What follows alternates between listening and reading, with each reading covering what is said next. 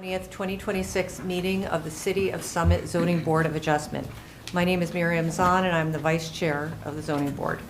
Please rise and join us in the Pledge of Allegiance. I pledge allegiance to the flag of the United States of America and to the republic for which it stands, one nation, under God, indivisible, with liberty and justice for all.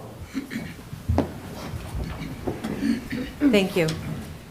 In accordance with New Jersey Statute 10:4-10, adequate notice of this special meeting has been provided to a newspaper of record and has been posted here in City Hall. This meeting is a judicial proceeding. Any questions or comments must be limited to the issues that are relevant to what the board may legally consider in reaching a decision, and decorum appropriate to a judicial hearing must be maintained at all times. For the benefit of the interested public, this meeting is being live streamed to the city's YouTube page and also broadcast on Summit's government channel, which is Comcast Channel 34 and Verizon Channel 30. A transcript of this meeting is also being taken using the video and audio, so we need all speakers to utilize one of the microphones in the room. Please note that the fire exits are to my right, your left, and the back of the room where you entered. The city has a listening system to assist the hearing impaired. If anyone needs hearing assistance, please obtain the system at the dais and return it thereafter. Ms. Sands, please call the roll of the members. Vice Chair Zahn. Here. Mr. Yuko is excused. Mr. Millay is excused. Mr. Mullen. Here. Mr. Nelson. Here. Mr. Curran. Here. Ms. Chifo. Here. Mr. Feskins is excused. Mr. Chanchuli. Here. Mr. Bell. Here. Chairman Licketts is excused. You have a quorum. You may proceed. Thank you. Andy Ball is the zoning board's attorney. Mr. Ball advises the board members on matters of law and is the key interface with the applicant's attorney. Mr. Ball does not vote on the applications. Jessica Sands is a city employee and is the zoning board secretary. Our board secretary works with applicants on preparing their applications, planning our agendas, and keeping our meeting minutes. The board secretary also does not vote on the applications. Also present are our experts who are hired annually by the board to provide input. Tonight we have Marie Raffay from Collier Engineering and Tom Behrens from Burgess Associates, our board planner. These experts are seated at the table to the right of the board, the public's left. They do not vote on the applications. Our board consists of 7 regular members and up to 4 alternates. All members can participate. Oh, I'm missing a page. But only 7 can vote. Yes, missing a page. That's too bad. So we're just gonna just skip to the important part. Everyone's going to have an opportunity to ask questions after each witness is heard. When we're done hearing everything, then the public will have the opportunity to comment. When it is time to comment, please be careful as to how that your comments are relevant, and when you're asking questions, make sure that the questions are not preceded with a statement about the case. They should be a direct question to the witness. And before you ask your questions, clearly state your name, spell your last name, and provide your address. It's important that our court reporter be able to have a clear and accurate public record. After all witnesses have been heard, there we are, all members of the audience will have their second opportunity to speak, and at that time you may express your opinion, positive or negative, about the application. Then the public hearing is closed, and we enter into executive session where the board members discuss the case and vote. You'll be able to listen to our executive session, but you will not normally be able to participate in our discussion. Tonight we only have 1 applicant, so I think we're going to skip over giving the synopsis and just get right to it. We're doing hearing 11 to 15 Beechwood Road. So, yeah.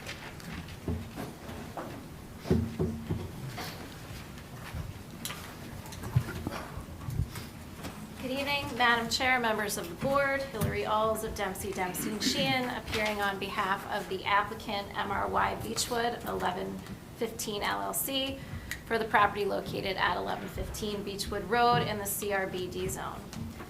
This application seeks preliminary and final major site plan approval, together with limited variance relief to permit the redevelopment of a long-standing but significantly deteriorated mixed-use building.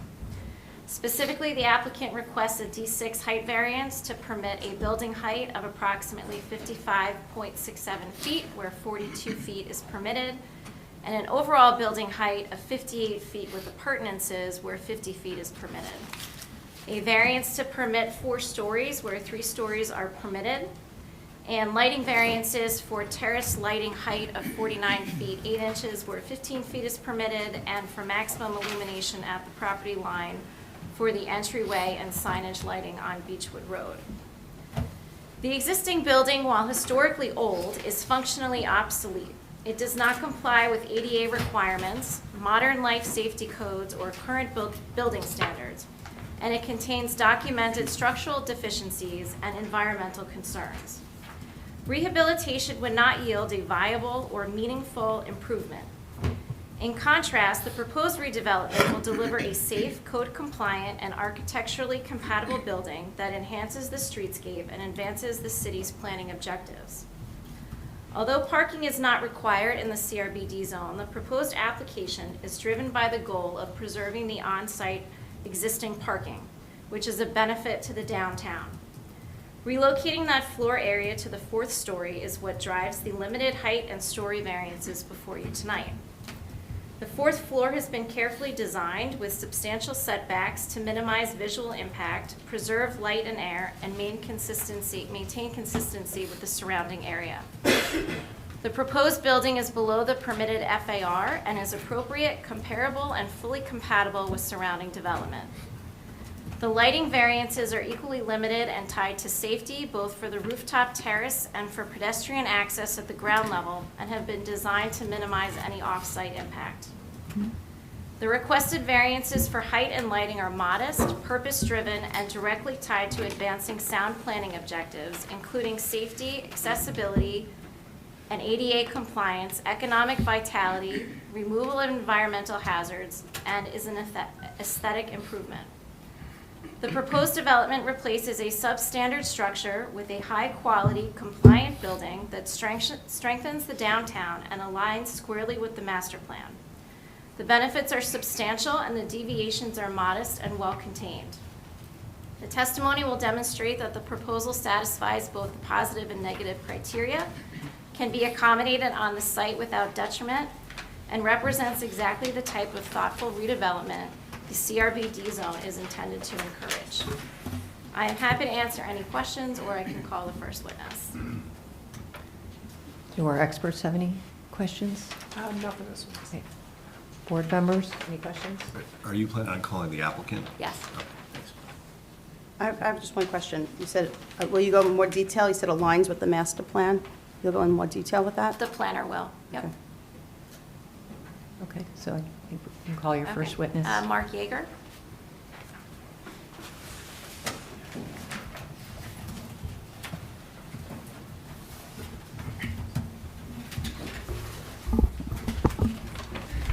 If you could raise your right hand.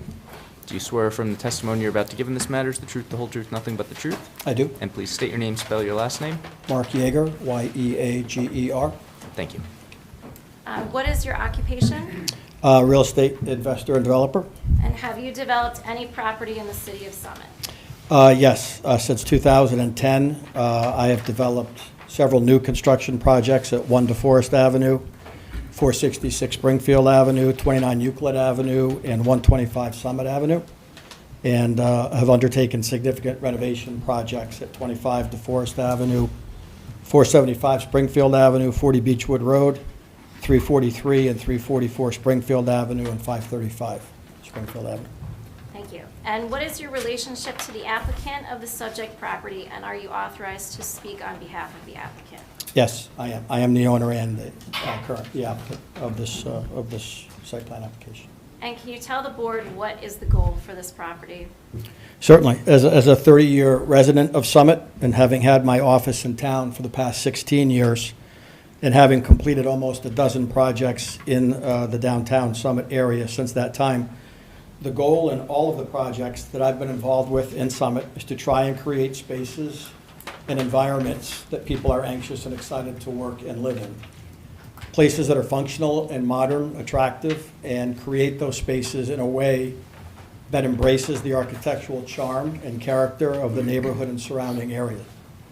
If we can accomplish that goal through preservation and renovation, that would always be our first choice, but if not, and unfortunately, as is the case with the 11-15 Beechwood Road property, which is suffering from significant structural code, safety, and infrastructure deficiencies, then removing older buildings to create new buildings which will add value and opportunity for the city is required.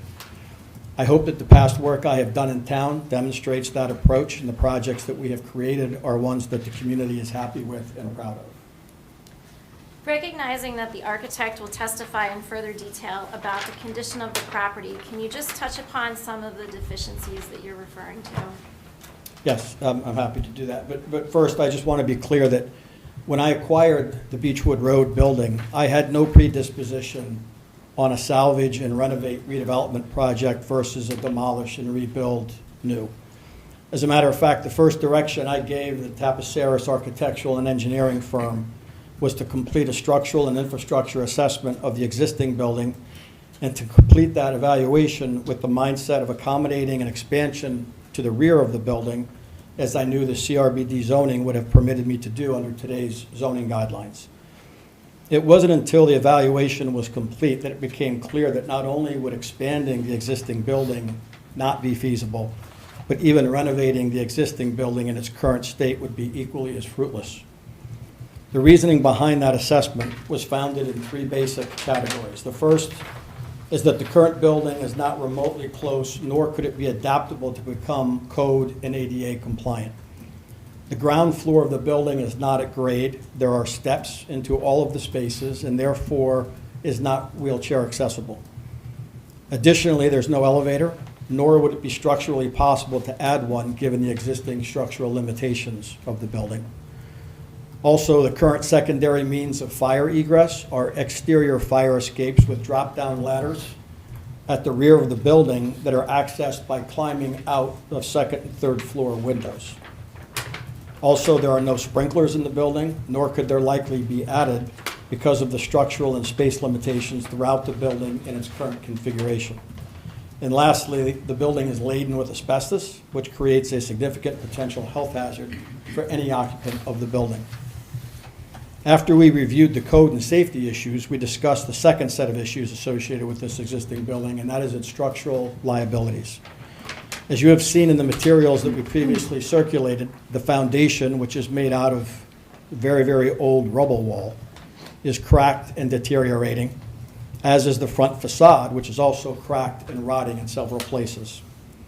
There is extensive water damage throughout the building from years of leaks and other issues, and each of the three-story floors are sagging and in need of significant reinforcement. Lastly, there are randomly placed load-bearing walls throughout the three floors that prevent repair and rehabilitation from effectively taking place without further compromising the existing structural integrity of the building, which in no way is designed to handle more weight or greater loads that would be created by adding additional structural reinforcement of the building's current skeletal structure. Lastly, and from our viewpoint equally as important, in the thoughtfulness of the exterior design and architecture, and the importance of creating a street facade that is respectful and compatible with the character of other architecture in the neighborhood and the downtown, is how the building functions and operates behind the street-facing facade. I think of it as a movie set, where everyone sees the facade, and it's really important that be done well. But what is of equal importance is what goes on behind that facade that no one ever sees except for those people working or living in the building. So, with all due respect to the comments received from the Historic Preservation Committee, which strangely did not address any of the changes we made to the facade, based on their input during our 2 meetings over the past several weeks, which we think made the design better for sure, and those changes our architect will address shortly. But the Historic Preservation Committee's job is not to take into consideration the functional aspect of the space in which people are working. I understand that. Their job is to talk about historic preservation of architectural design features. But from a standpoint of practicality, what goes on behind that facade and how that space functions is as of equal importance. And under what would be a very complicated and ineffective rehabilitation scenario, what those employees working in that space would find would be window air conditioning units, and an oil tank in the basement that produces steam heat with no thermostats or controls. More modern and contemporary heating and air conditioning systems, such as rooftop-mounted units, for example, are not feasible because structural members would have to be added to the underdeck of the roof to support those units, and also to remediate all of the sagging floors throughout the building. And all of those structural members would be so thick that it would make already very low ceilings even lower, which space is also needed to be able to accommodate ductwork to distribute the air conditioning and heat throughout the space. And those structural members would have to be supported by columns that would reach all the way to the basement, whose rubble wall construction is not capable of supporting additional columns and additional loads. And adding other basement structural components would be placed on a 125-year-old concrete slab, none of which makes any sense. And I want to touch on the low ceilings comment too. Modern office space ceilings are 9 to 10 feet high. The current ceilings in this building are 8 feet high and would become even lower with attempting to add all of the structural reinforcement that we're talking about. Those current very low ceiling heights are determined by the front facade window placement and can't be changed or modified without altering the facade and the windows, which is exactly what the Historic Preservation Committee is suggesting that we do not do. Lastly, with all these necessary new columns would create even more obstacles in addition to the previously mentioned load-bearing walls, and the ability to lay out functioning, efficient, well-lit, desirous open office environments that are required by today's office users would be virtually impossible. And based on those conditions and the recommendations of your professionals, was there a decision made to redevelop as opposed to rehabilitate the building? Yes, after a thorough investigation of the property by the professionals and experts, analyzing various options and a lot of internal discussion, we reached the conclusion that attempting to rehabilitate the existing building would result in a significantly substandard building that would be unable to fully comply with all current construction, life safety, fire, and accessibility codes, including full ADA compliance and fire sprinkler coverage. In essence, we would attempt to do all of this renovation work, and what we would end up with is a building that no one would want to work in. And to do all of this solely to try and preserve a deteriorating and cracked facade that probably has a half a dozen coats of paint on it, has non-original old replacement windows, window air conditioning units, and retail storefronts that have been replaced and altered several times over the past many years, is not a responsible or reasonable approach to take. The reality is, unfortunately, there isn't anything really worth preserving with this building that's suffering from years of deferred maintenance. It is old, but it is no longer historic. With new construction, however, all of these building deficiencies can be satisfactorily and adequately addressed, and will also allow for existing environmental hazards to be removed and remediated, all mechanical systems to be modernized, and structural components and challenges to be reconstructed, resulting in a safe, totally code compliant, marketable, and viable redevelopment. Can you briefly describe to the board what is being proposed? Yes, the property is 84 feet deep, and the existing building is 60 feet deep. This allows for 4 tandem parking spaces at the rear of the building. Knowing how much parking is at a premium in the CRBD, we thought a reasonable and responsible plan was to try and preserve that parking on site and design around it. The parking and service area we would create would be approximately 2,000 square feet. So by preserving that area for parking and building services, we shifted that floor area to the 4th floor to allow us to maintain the permitted 300% FAR that the downtown CRBD zoning permits. We've designed the 4th floor to be set back 12 feet from the Beechwood Road elevation to reduce its visual impact from the street. From a neighborhood context standpoint, the 5-story Bassett building is 150 feet away, and the rear roof peak of the 50-foot plus 33 Union Place building is immediately adjacent to this Beechwood property. These building heights, together with several other 4-story buildings in the CRBD, make this proposal with a recessed 4th floor compatible with surrounding properties and consistent with this area of the CRBD. This concept of having on-site parking on a deep lot and shifting the displaced floor area to a setback 4th floor is the same situation that we encountered and that was approved by this board and delivered in our 466 Springfield Avenue project in 2016. And can you please tell the board what uses are proposed for the building? On the first floor facing the street, any commercial or retail tenants as permitted in the CRBD, and any permitted office use in the CRBD in the remainder of the upper floors of the building. The building is designed to provide a little over 1,500 square feet of ground floor commercial space and approximately 11,000 square feet of upper floor office space. And on that step back fourth floor, there's a terrace proposed in the front. Can you describe generally the terrace space and who will have access to that space? Yes, the terrace space will be private space utilized only by the building's office tenant or tenants and their invitees. We have created outdoor terrace space similar to this in a number of our other developments in town. And we regulate use, hours, operating restrictions, furniture safety, et cetera, in the leases that we enter into with the tenants of those buildings. Assume hours of operation will be a question that will come up in most of the other examples that I point to. Those hours have typically been 7 a.m. to 10 p.m. And you stated that one of the main objectives was to preserve the parking in the rear of the building. Can you explain to the board how the parking will be distributed to the tenants of the building and touch on the circulation? Yes, we propose to preserve the current 4 spaces at the property. We anticipate assigning 3 of those spaces to the office tenant or tenants, and 1 of the spaces to the first floor commercial tenant. Because of the different hours of operation, we would anticipate that the office user or users utilizing the 2 front spaces and 1 of the rear spaces, and the ground floor commercial tenant would use 1 of the rear spaces. And under, a unique set of circumstances, if 1 of the office tenants that's blocked in by the commercial tenant needs to access their vehicle during business hours, they'd simply walk into the store, ask the proprietor to move their car, and they shift them around. It's not an uncommon practice in downtown, given the parking restrictions that we face. And can you describe the pickup of garbage and recycling? Yes, we've located the trash enclosure close to the alley to make pickup as easy as possible for the city's DPW. The city's garbage and recycling vehicles enter the alley, the service alley from Summit Avenue, and service all of the Union Place stores and restaurants from that alley.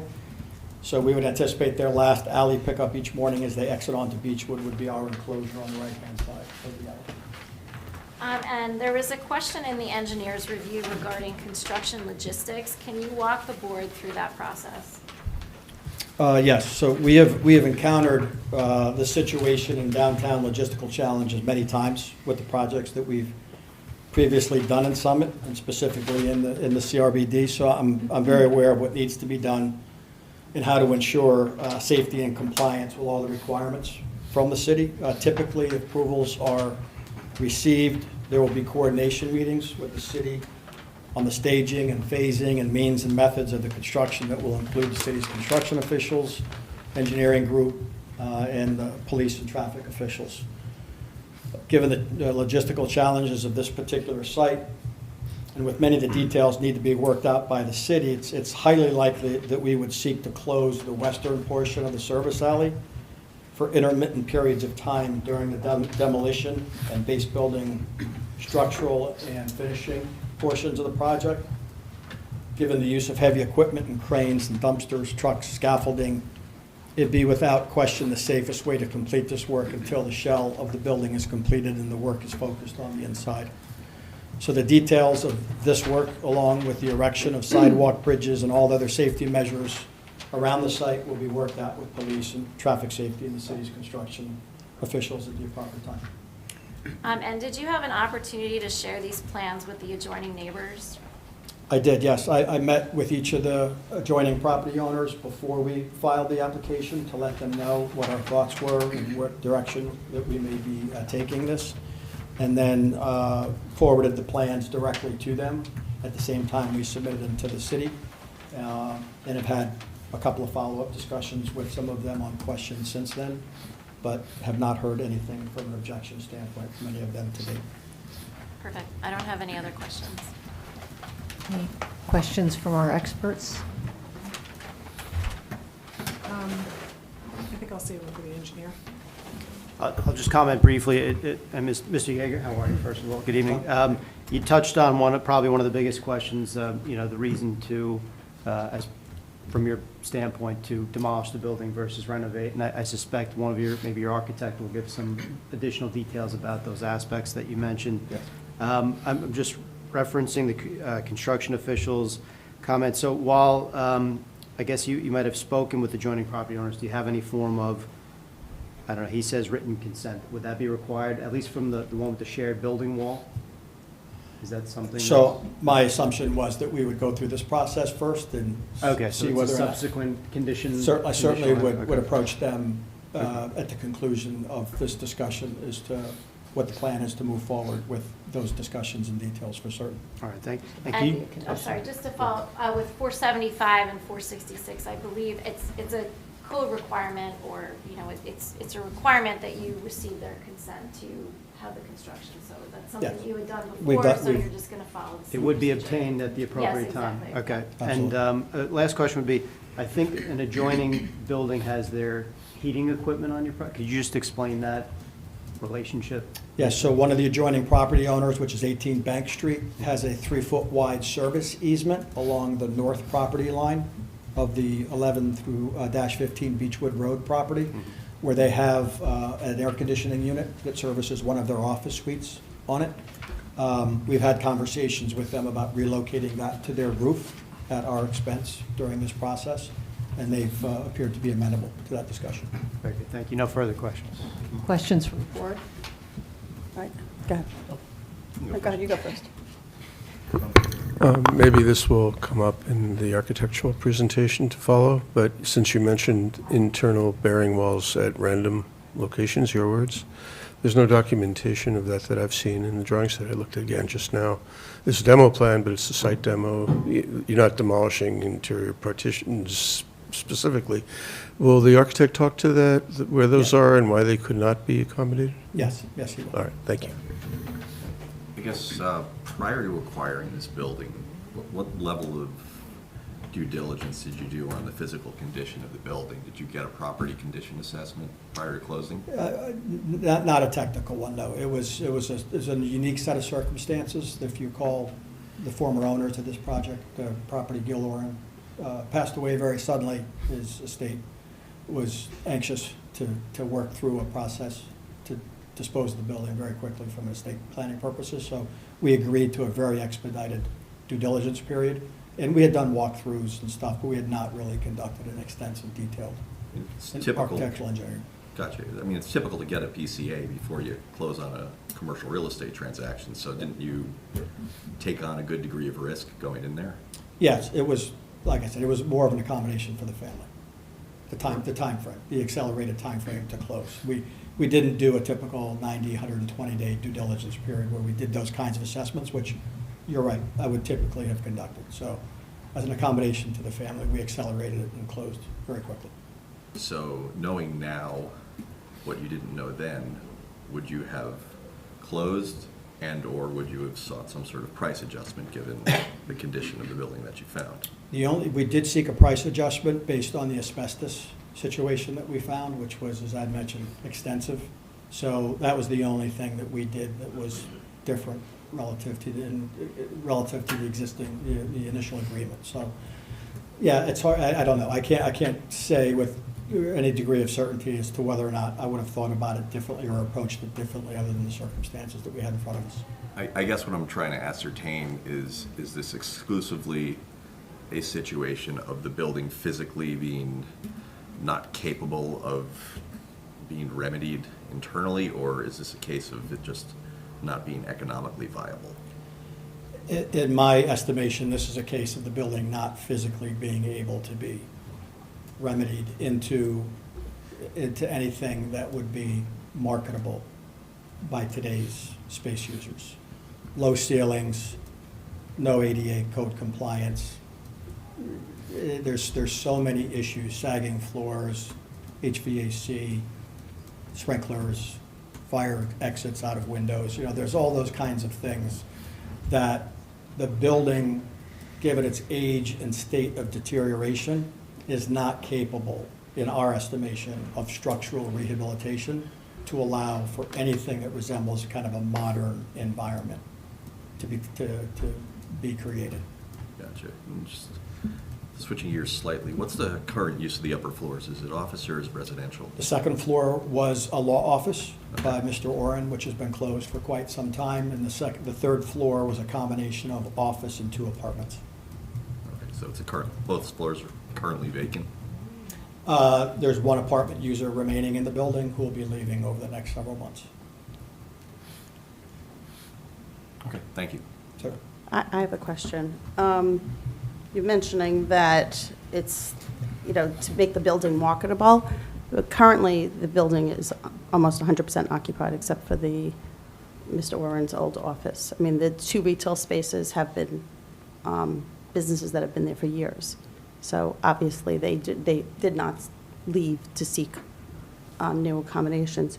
How can you explain why, if it's fully occupied, how, I'm just trying to figure out your justification on saying that it's not marketable. So, to be clear, the second floor is vacant. Most of the third floor is vacant. There was only 1 apartment user in it, and if you were to see the condition of his apartment, he's been in it for many years, you would not find that to be tenable at all. The front half of the third floor was office space that's been vacant for probably 2 years.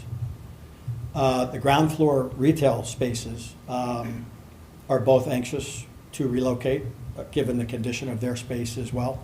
There's been numerous instances of water damage, other issues with product being destroyed because of water infiltration and problems with the building itself. So both of those tenants, throughout the last many months of conversation, are actually anxious to go find So new they were accommodations. planning on leaving, it was after you purchased the property that they. I just- approached them before I acquired the building. I approached them and had these conversations, and they were very cooperative and will be relocating over the next couple of So months. the relocating because there's not, because the building's going to be, because you purchased the building and that you're going to be renovating it or. Yeah, we had conversations. So it wasn't, they're not leaving on their own. They're not leaving, they're leaving because of this, you're the new owner. When approached with the idea of relocating, they were very receptive. Well, and I think also relocating is not as easy because there's not that much space in the CRBD that's vacant for them to move to. Correct, but both, So- I'm happy to report that through a lot of work, both of those tenants have found alternative locations to relocate to in the coming months. And then the asbestos, it's only after any sort of construction's done, it's not. That has to be remediated before. But Any is it kind an of- issue right now for the current tenants? There's No, asbestos. it's encapsulated right now. Okay, that's, I just Yeah, wanted but to- as soon as you disturb it, Yeah. because it's in the Mhm. plaster, pipes, et cetera, as soon as you disturb it, and it becomes airborne, it becomes. But isn't that Not an pretty? issue right now. Isn't that common with most buildings in the historic district? I that would couldn't have- say most, certainly it's an issue with some, depending on their age and condition, but we found this to be, this situation to be extensive. And your other buildings that you have rehabilitated in the downtown district, have you come across asbestos issues also? Yes, not to this extent, though. So it was tested? Uh, The asbestos, there's a way to test to see Oh, yeah. what level it is? Oh, Okay. absolutely, Okay. absolutely, yes, very much so. Thank you.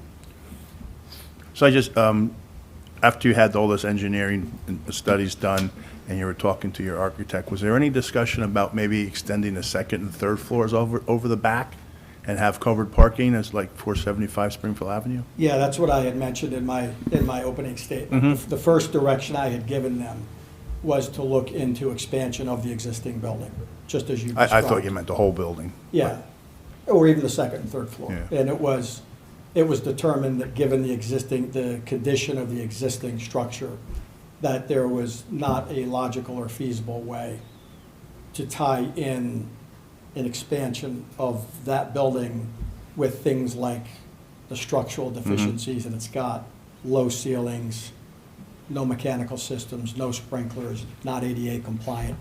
There are lots of reasons, code-wise, structure-wise, infrastructure-wise, that expanding that building just did not make any sense. How about with the new building? So you don't have to go for a height variance. Could you do it with a new building and just extend out?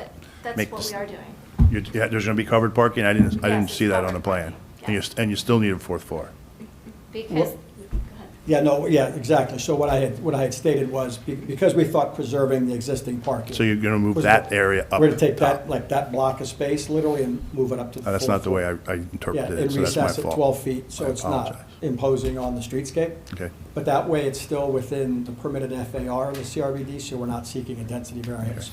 And that way, at the same time, we're preserving the parking. I didn't see that when I looked at the plan, so I apologize. No problem. Well, I just have a question to piggyback on that so that we don't go back and forth on that.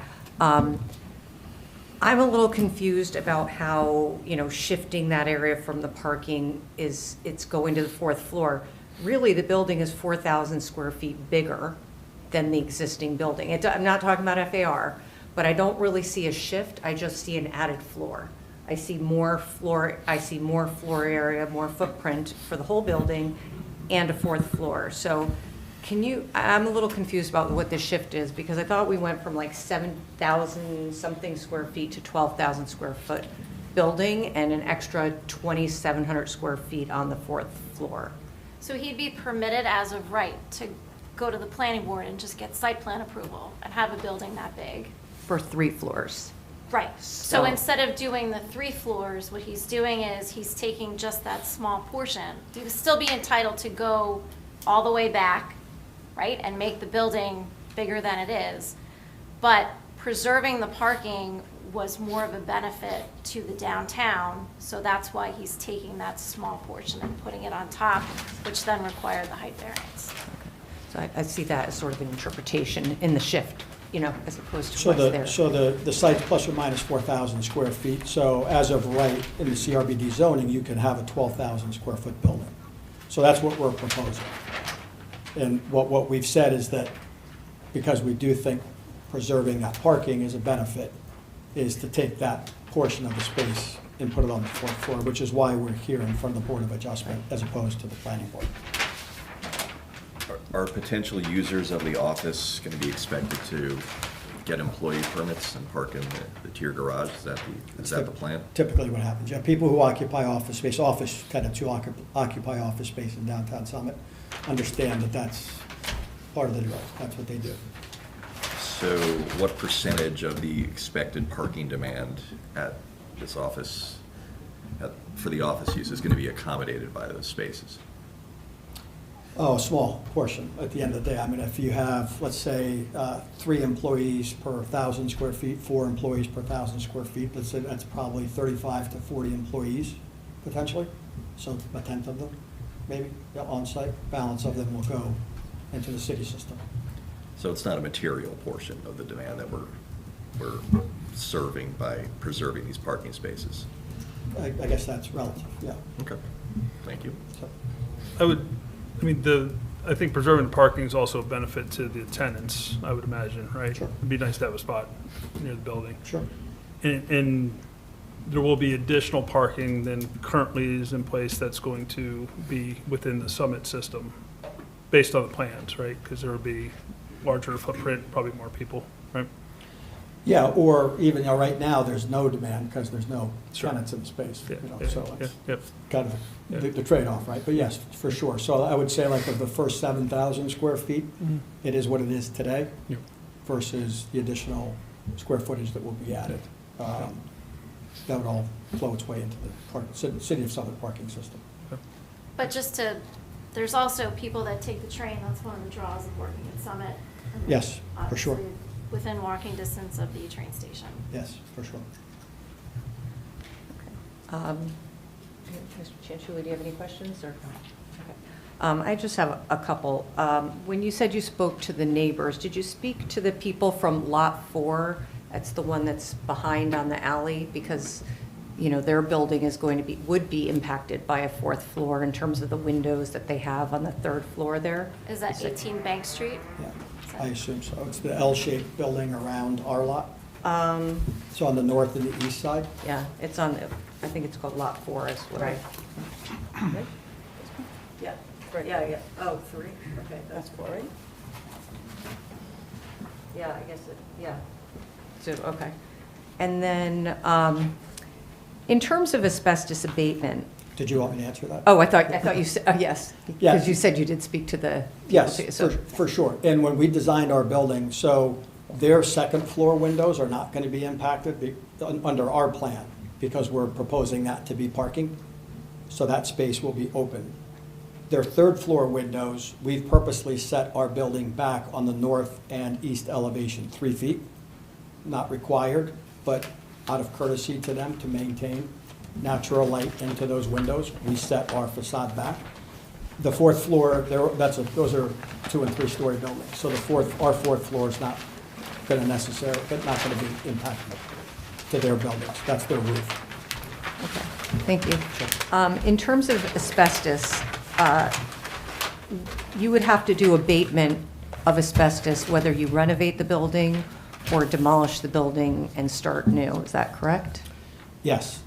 The issue under the renovation scenario is that because the predominance of the asbestos is in the plaster walls themselves, some of it's on pipes, but not much. Some of it's in floor tile, some of it's in roof mastic.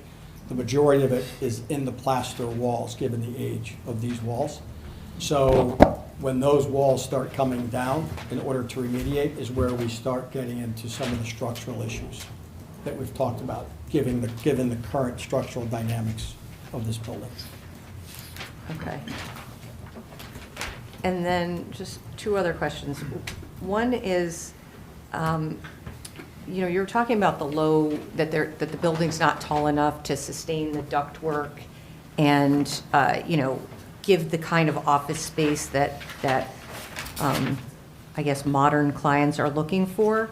And I just think it's interesting that the Boxwoods building, which is right next door, is the same height.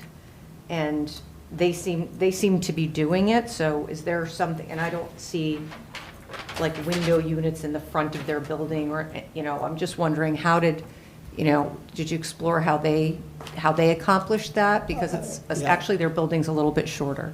I don't know. I was not involved with Dr. Haba's purchase of that building and the renovation work he did. I'm not sure what conditions he found and what he did at that time. And then, I guess the last question I have is, of the buildings, and there was a long list of buildings that you've worked on and in Summit, constructed or renovated. Can you give examples of buildings that you did rehabilitate versus demolish and build in Summit? So 475 Springfield was a building that I was in front of this board for a couple of years ago. Was a significant rehabilitation, demolition, but preservation of some old infrastructure in new construction. 25 DeForest Avenue, the old Boris building, was a significant interior renovation, rehabilitation, windows, lobbies, common space, site work, et cetera. 125 was new, 1 DeForest was new, 466 was new. Yeah, and then we've done other smaller mixed-use buildings in town. 344 Springfield Avenue, we did 535, actually, the office building across the street, which was more of a cosmetic renovation and rehabilitation, but those are a couple of examples. Thank you. I have a question. Those buildings, are any of them historic? The ones that you mentioned, they seem like they were all pretty newish buildings. Well, again, it's important that these buildings, when you say historic, the portion of the CRVD, the downtown, is a historic designation. Buildings themselves are not designated as historic. So when we worked on 344 Springfield, 343 Springfield, 355 Springfield Avenue, all in the historic district, I don't know that any of those buildings. Any of the buildings more than 50 years old? Oh, yeah. Oh, most of the buildings downtown are 1920, 1930. So of those Construction. rehabs, were any of them from, Those buildings are all, like 350 Springfield Avenue was the city hall in the 1940s. That building's been there since 1928, 29. So all those buildings are 100 years old at this point. Like DeForest, the 25 DeForest isn't old, and 25 DeForest was an office building. That's not in the designated historic Yeah. district, nor was one DeForest. And 475 Springfield is. 475 is in the historic district, but it's not considered a historic It's building. not, okay. Any other questions from the board? So, just so I'm square, there's going to be 4 floors of office, well, commercial on the first floor, office space, office space, office space, utility space. That's the proposal. So it's actually 5 stories if you count the utility space setting back, No, No. the No? fourth floor office space is set back. okay? The rooftop mechanical units, which will be screened as is required, sits on top of the fourth floor. So that's not considered a floor. That's considered service. Would you and need a ladder mechanical to service space. the equipment? Oh, yes, yes. Right, So if but I it's not, were- good- but I mean, by the definition I of. get you, I it's get you, not but if considered I a were to floor. have to ladder the building, I'd It's have like, to. but it's like every other building in town, is that One of the mechanical things- spaces on the roof. Yeah, one of the things I'm struggling with is we don't see any comments from the fire department on this. And that's not on the checklist. I know it's not important to you guys, but I think it's important that they have some sort of comment on that. I know it'll be done in the construction process, they'll have to meet fire code and all that. But it's just, in my old world, if I had to put a ladder up, it was 5 stories. But it's important to note along those lines too, I mean, we've worked with the fire department Mhm. Oh, I know, through yeah. all these projects, is the They always- idea that this building is incapable of being sprinklered in its current condition. It says a lot in and of itself. So, But I'll leave it at that. Okay, thank you. Questions from the public? No questions? Okay. The engineer?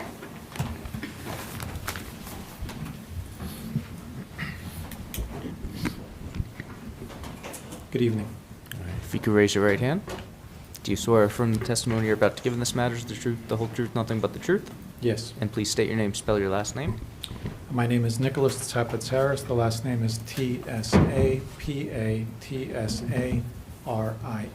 Tsapatsaris. Thank you, and can you briefly describe your background and experience for the board? Yes. I am a licensed professional engineer. My offices are at 10 Wilsey Square in the village of Ridgewood. I've been practicing as a professional engineer since 1992 and as an architect since 2000. I've appeared, education-wise, I went to Worcester Polytechnic Institute undergraduate with a degree in civil engineering, and then Worcester Polytechnic Institute after that for a Master's of Science degree in structural engineering. And then after that, I went to MIT and got a Master of Science in real estate development. I've been practicing for over 34 years. I've appeared before this board. I've appeared before many boards in the state of New Jersey, as well as having also volunteered on the Village of Ridgewood Board of Adjustment where I live for many years. I'm no longer a member of that board, but Thank you. Any questions from the board, or would you like to accept his credentials? Any questions? We'll accept. thank you. Go ahead. Okay, and can you just tell the board the steps that you've taken to prepare to give your expert testimony in this matter? Yes, I've inspected the site, I've reviewed the application, I've prepared these plans and reviewed the administrative reviews, as well as your ordinances.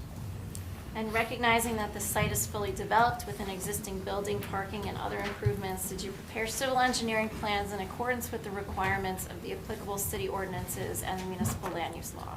Yes. And using the plans that you prepared and that were filed with the board, can you describe the site plan from a civil engineering perspective?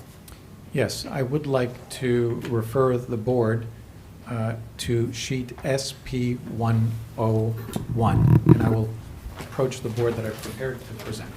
Grab that mic.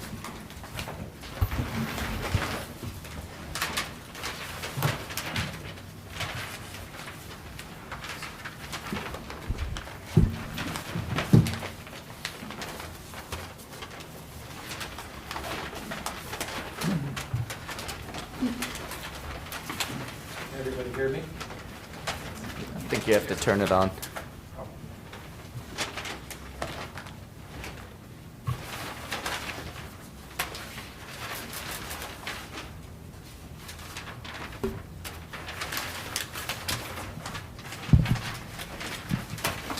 That should be better? Yes, it is. Yes? Yep. Thank you.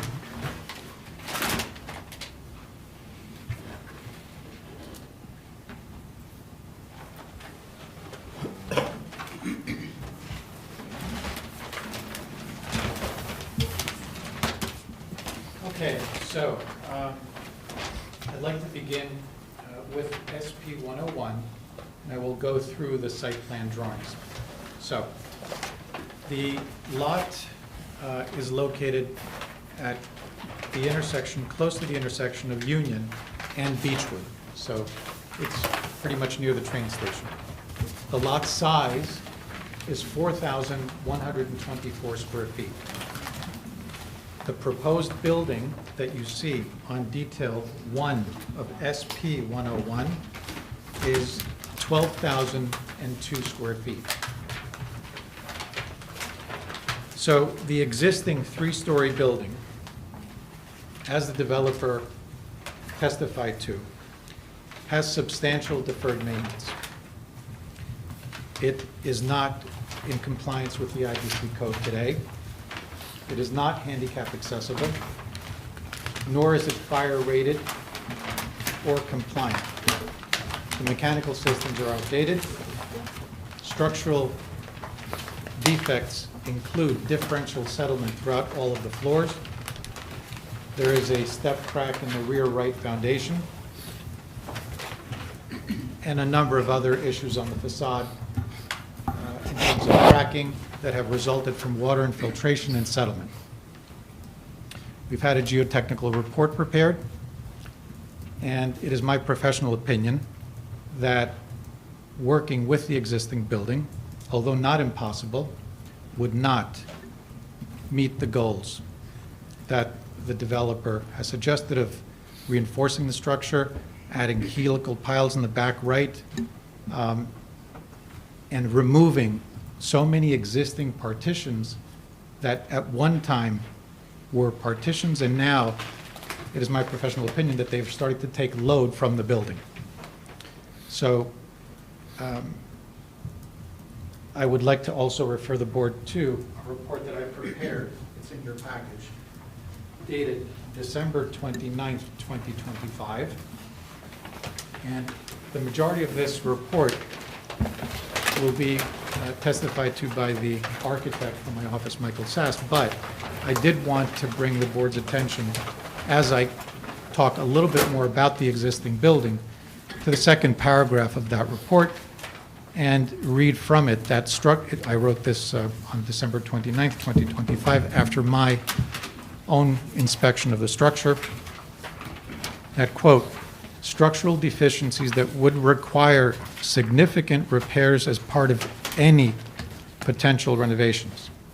Substantial cracks at the rear foundation wall would require, in my opinion, helical piles to stabilize the structure in the event of any substantial renovation. And photograph 11 of this report shows some of those issues with the building.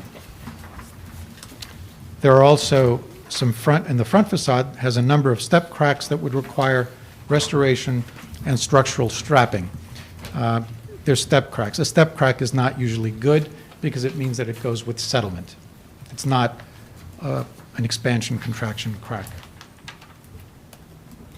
So again, final thing that I want to refer to on this report until the architect gets on later is that on the interior, there were areas on the third floor ceiling that had collapsed due to water damage. So I popped some ceiling tiles, tried to ascertain the structural reasons for it, but layers and layers of older partitions and ceilings were there. Going back to the site plan drawings, and before I get there, basically, I would again put in for the record that I know, having seen the reports, that there is asbestos, there's an oil tank, there's lead paint, There is water infiltration, rotted woods, doors, and floor systems in the building.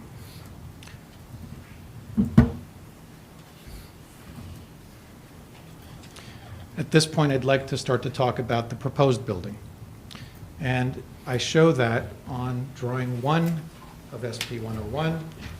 Like I said before, it's a 12,000 square foot building that is within and under the limits of the City of Summit's FAR, which is 3.0.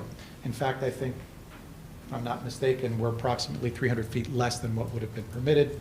The original design charge that our client gave us was to do whatever we could to preserve those 4 parking spaces at the back of the building. And in doing that, the concept was whatever volume of building would have existed in the back for a compliant 3.0 FAR application, we would take that, extract it, and in our design, bring it to the top. We have successfully done that for our client at 475 Springfield Avenue, where there was, as one of the board members mentioned, a very small but valuable parking area at the back of that. So in essence, this is very similar. That's the concept that I think the chairwoman was asking about also, is that that space gets put on the roof. And again, it's all within what is permitted with your ordinance of 3.0. So I'm pointing again to 1. Can everybody see the spaces in the back? There are 4 spaces back of the building. Right now, they function with a municipal alleyway that runs east to west. If you looked at where I'm pointing now at detail 2, it shows how far back the 4th floor will be set back. It's about 11 feet. And again, very similar to what we did at 475, but it's set back to also not be as visible, which the architect will testify to, from the ground, as you can see in the rendering to my left. Not quite sure if we should enter this, but We can enter that as A1. okay. So I'll mark it as A1.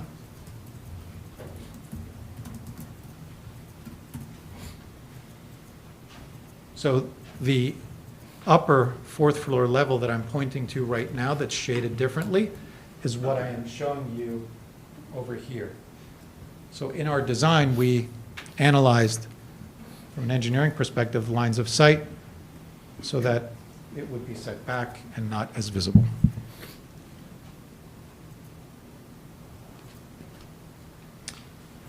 In terms of parking and circulation, you could still go in from Beechwood from east to west, and the turning radii work fine to be able to make a left or right in and out of those parking spaces.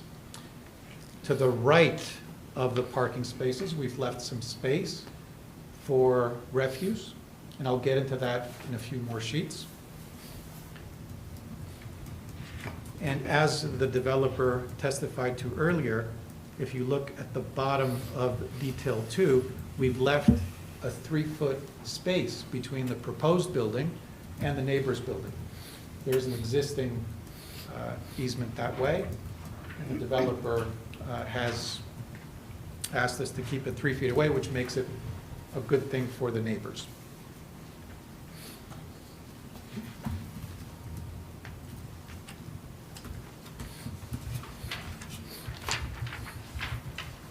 I'd like to move on to sheet SP 201, the next sheet over.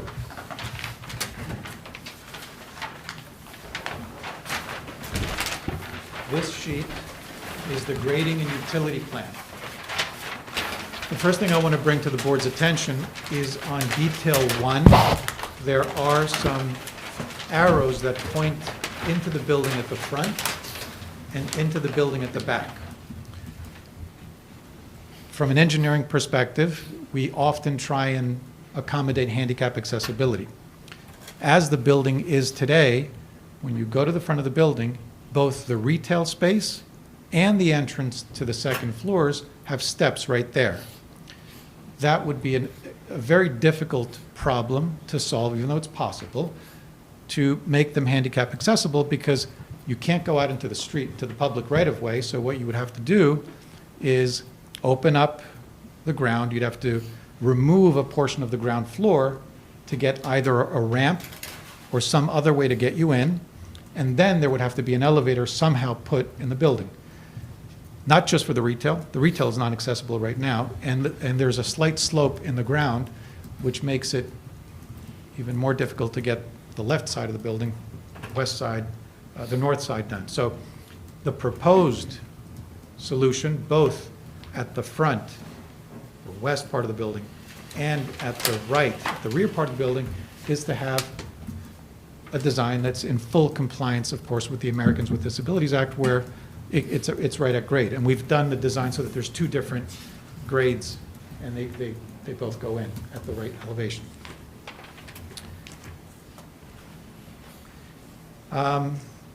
That leads then into the grading of this property, leads then into our stormwater management study. So I would also refer the board to a stormwater management study that I prepared on January 8th, 2026.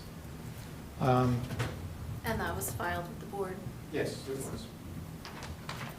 In summary, the entire site is covered with impervious area, and it will be continued to be covered with impervious area. The results of my analysis from a drainage perspective were that the post-development flow would increase by 0.001 CFS, which is negligible. Basically, it's a covered site. There's existing conduit.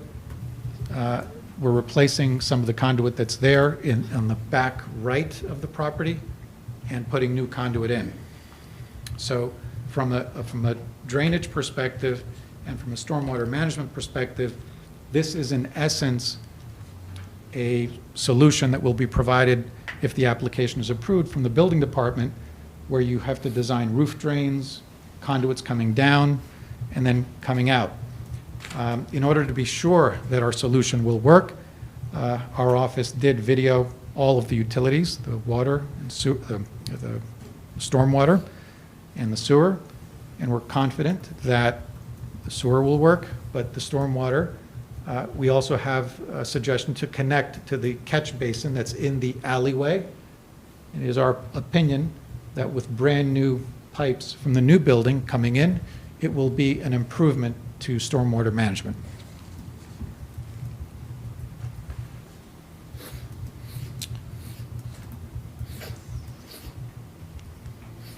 Furthermore, there is an existing electrical service on the southeast portion of the property. Our office has also communicated with these.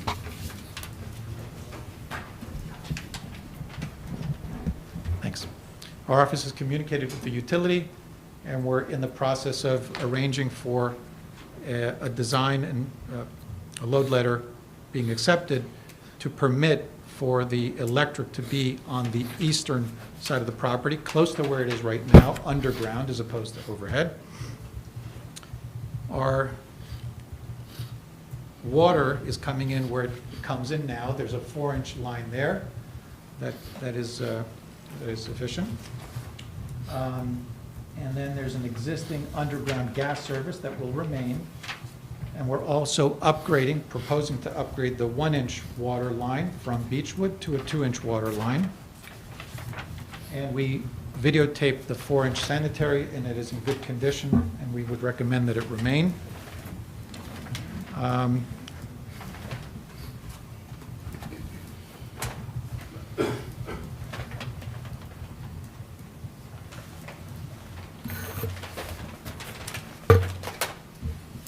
The rest of the information on the right-hand side of detail two I've testified to already through my drainage report, and has to do with drainage.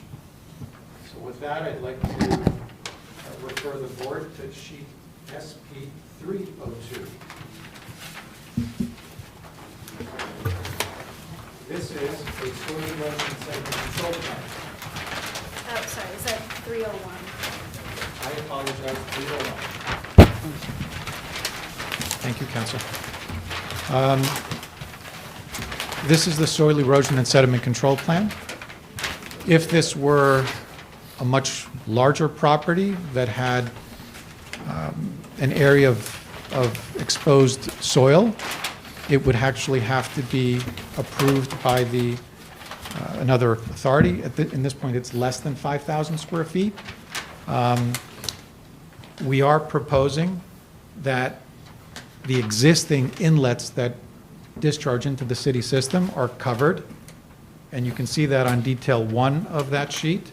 And if necessary, we also have a standard detail on our drawings that we call cost per hay bale. But to put this simply, it's a small building. The process of demolition is not going to create a situation there where you could have any real soil wash away. There is a basement, so again, this will be more of a city construction type environment, but notwithstanding that, we've proposed protection for any runoff that could exist, that could happen. I'd like to move on to sheet SP 302. This sheet is the proposed site demolition plan.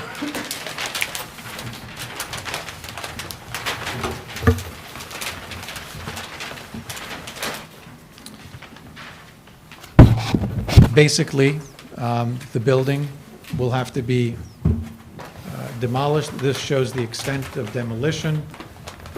It also shows something important, which are the 2 trees in the front. During the technical review committee, we did meet with the city forester, and his recommendation was to remove and replace those trees. So the applicant has agreed. That also has another benefit, which is makes construction easier without the older trees there, and also facilitates the installation of a sidewalk bridge, much like you would see in any downtown construction, which is shown on my detail number 2, to protect the safety of the public. This is common in New York City, obviously. You've seen these protective structures.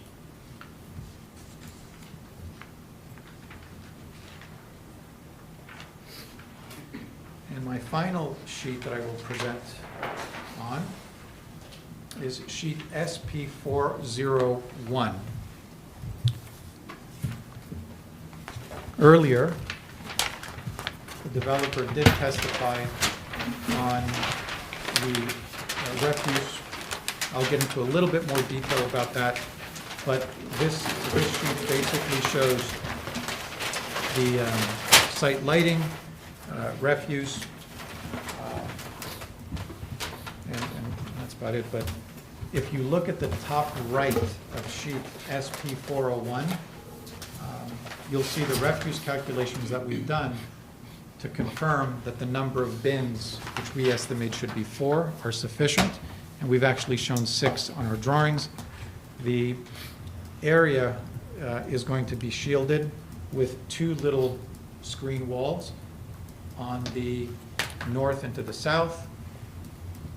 If the board wants to, I can get into the details of it, but again, top right, you can read for yourselves. If there's any questions, I can answer them on the reason that we have so many bins.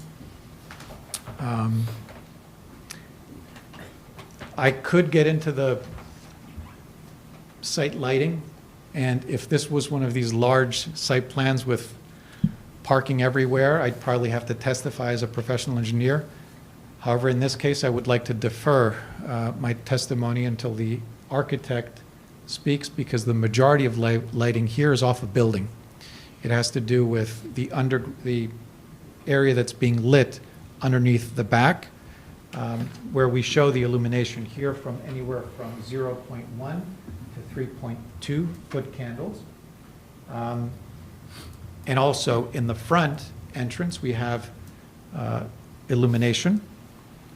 But again, in terms of the upper level and the lower level, because it's part of the building, I think the architect will be able to provide you with a better idea of why illumination was provided in this way.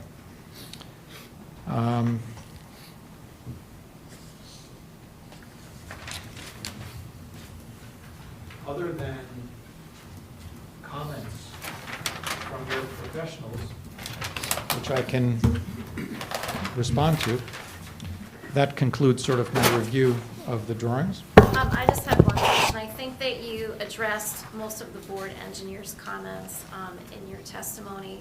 And anything not addressed will be addressed by the architect in his testimony. But can you go through the city engineer's comments? Yes.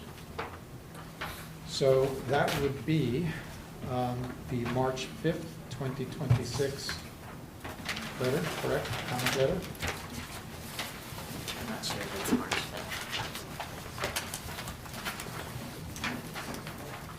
So,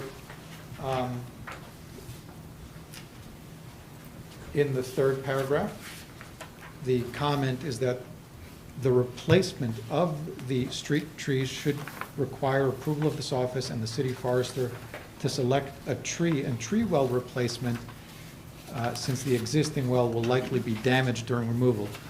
We agree. That's a good idea, and we're appreciative that the trees are older and should be replaced. It makes things a lot easier. There's also a comment about the sidewalks, and given our experience in working in Summit and downtown, most of the material goes through and is delivered through the front of the building, and the sidewalks do suffer. And we again agree with the fact that construction will most likely need to replace it in whatever condition the board would ask. We would agree to that. And then what about the comment regarding restoring the alley after repaving? Absolutely. Yes. And again, the alley may again suffer because of the loads applied during deliveries. And again, the developers agreed to restore it to a condition that's satisfactory to the city. Or coordinate an alternate option, because I think what he's saying is that they're proposing to repave it in the summer of 2026. So either have them hold off on that portion, or something that works with the city engineer will be coordinated. That would be ideal. If there's no more questions, unless the board has questions. Do we have any questions from our experts? Sure. Yeah, I think you've taken care of a lot of what was in my letter. But in hearing some of what the developer was discussing and your testimony, could you talk a little bit more about the garbage pickup during construction? The alleyway might be closed off.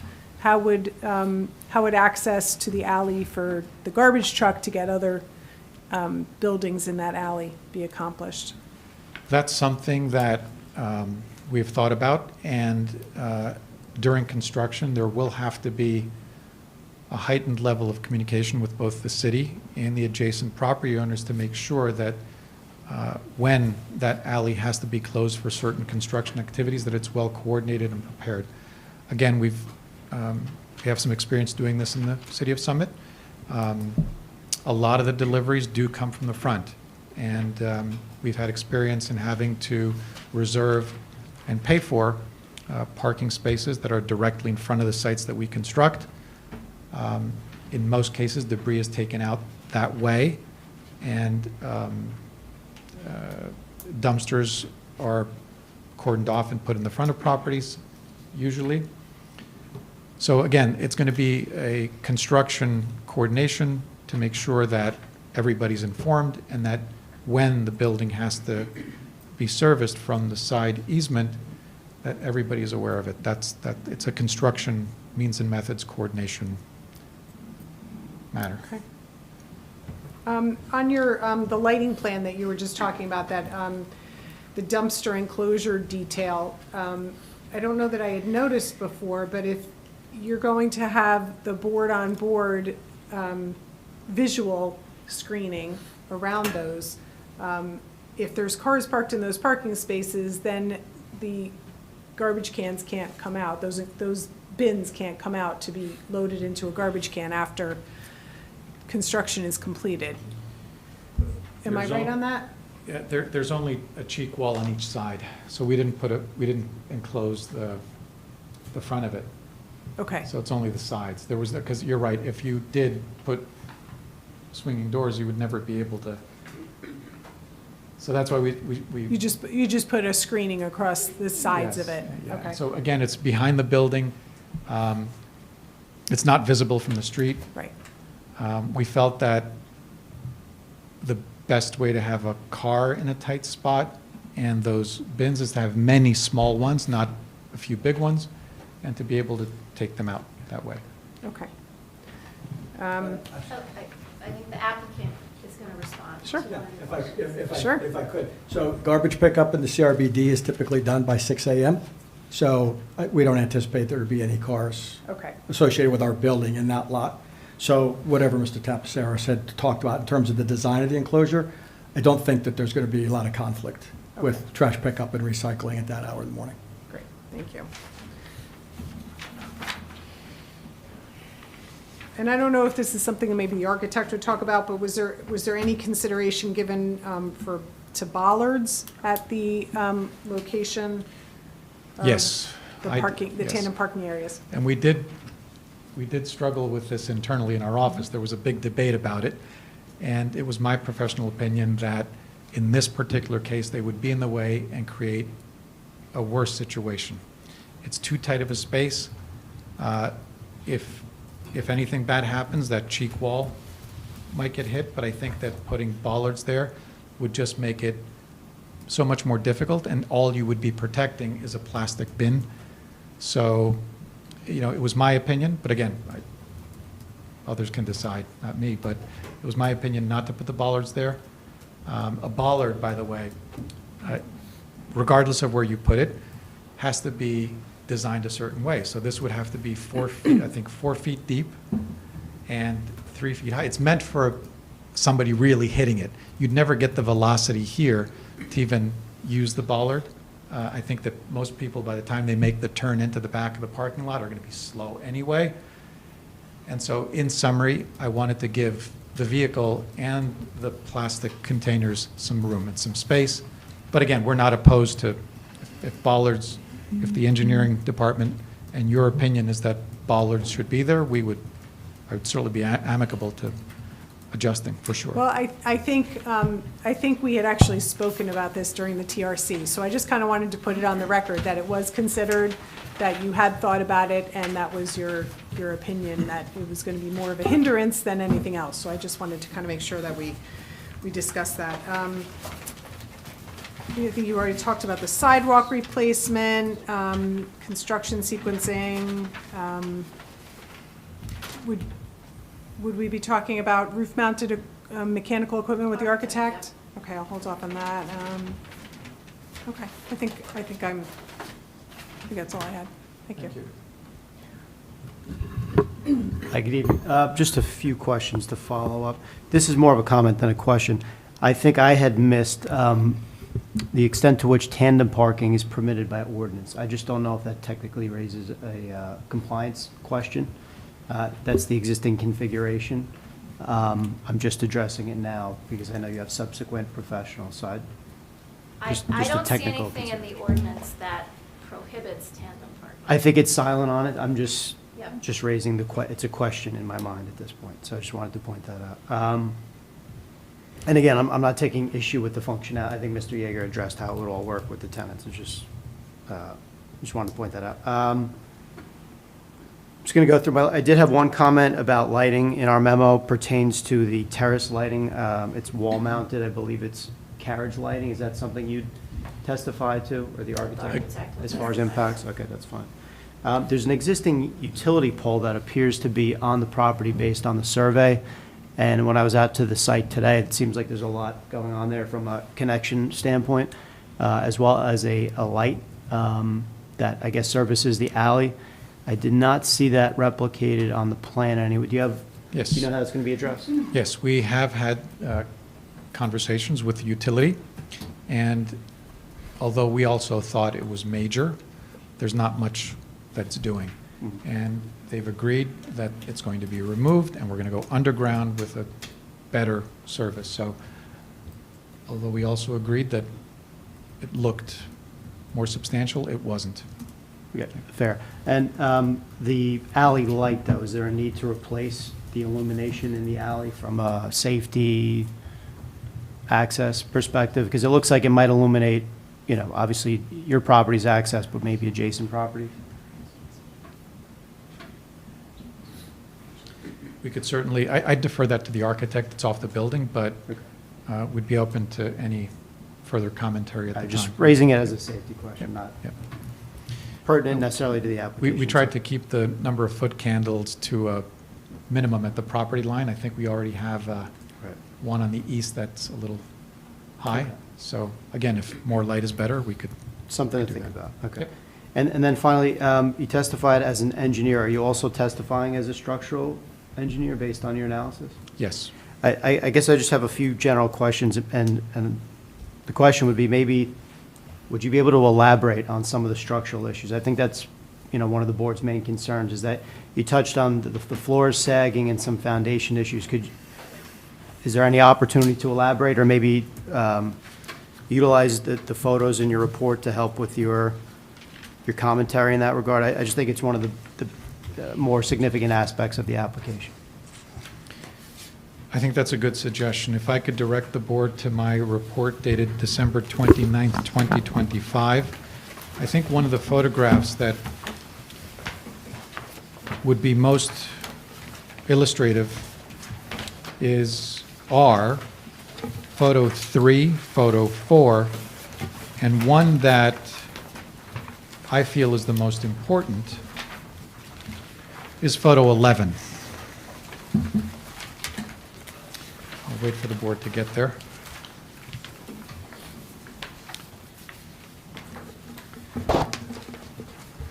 So if the board were to see photo 11, that is at the back right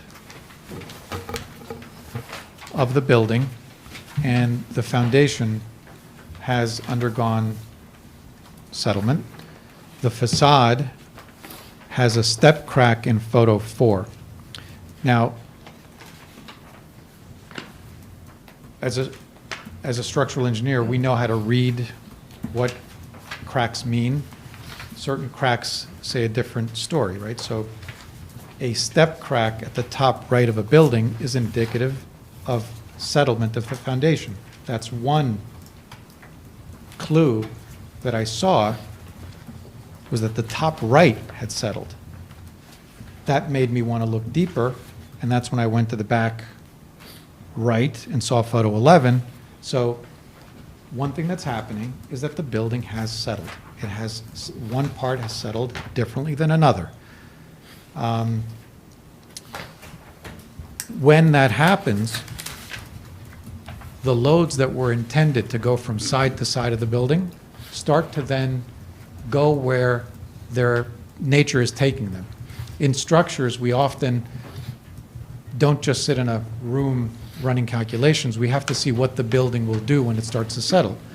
What I can tell you has started to happen in this building is that the interior non-load-bearing partitions that existed over 100 years ago are now holding the load of the roof. Over the years, what people do, over 100 years, what people do is that they need an opening. So they'll make an opening.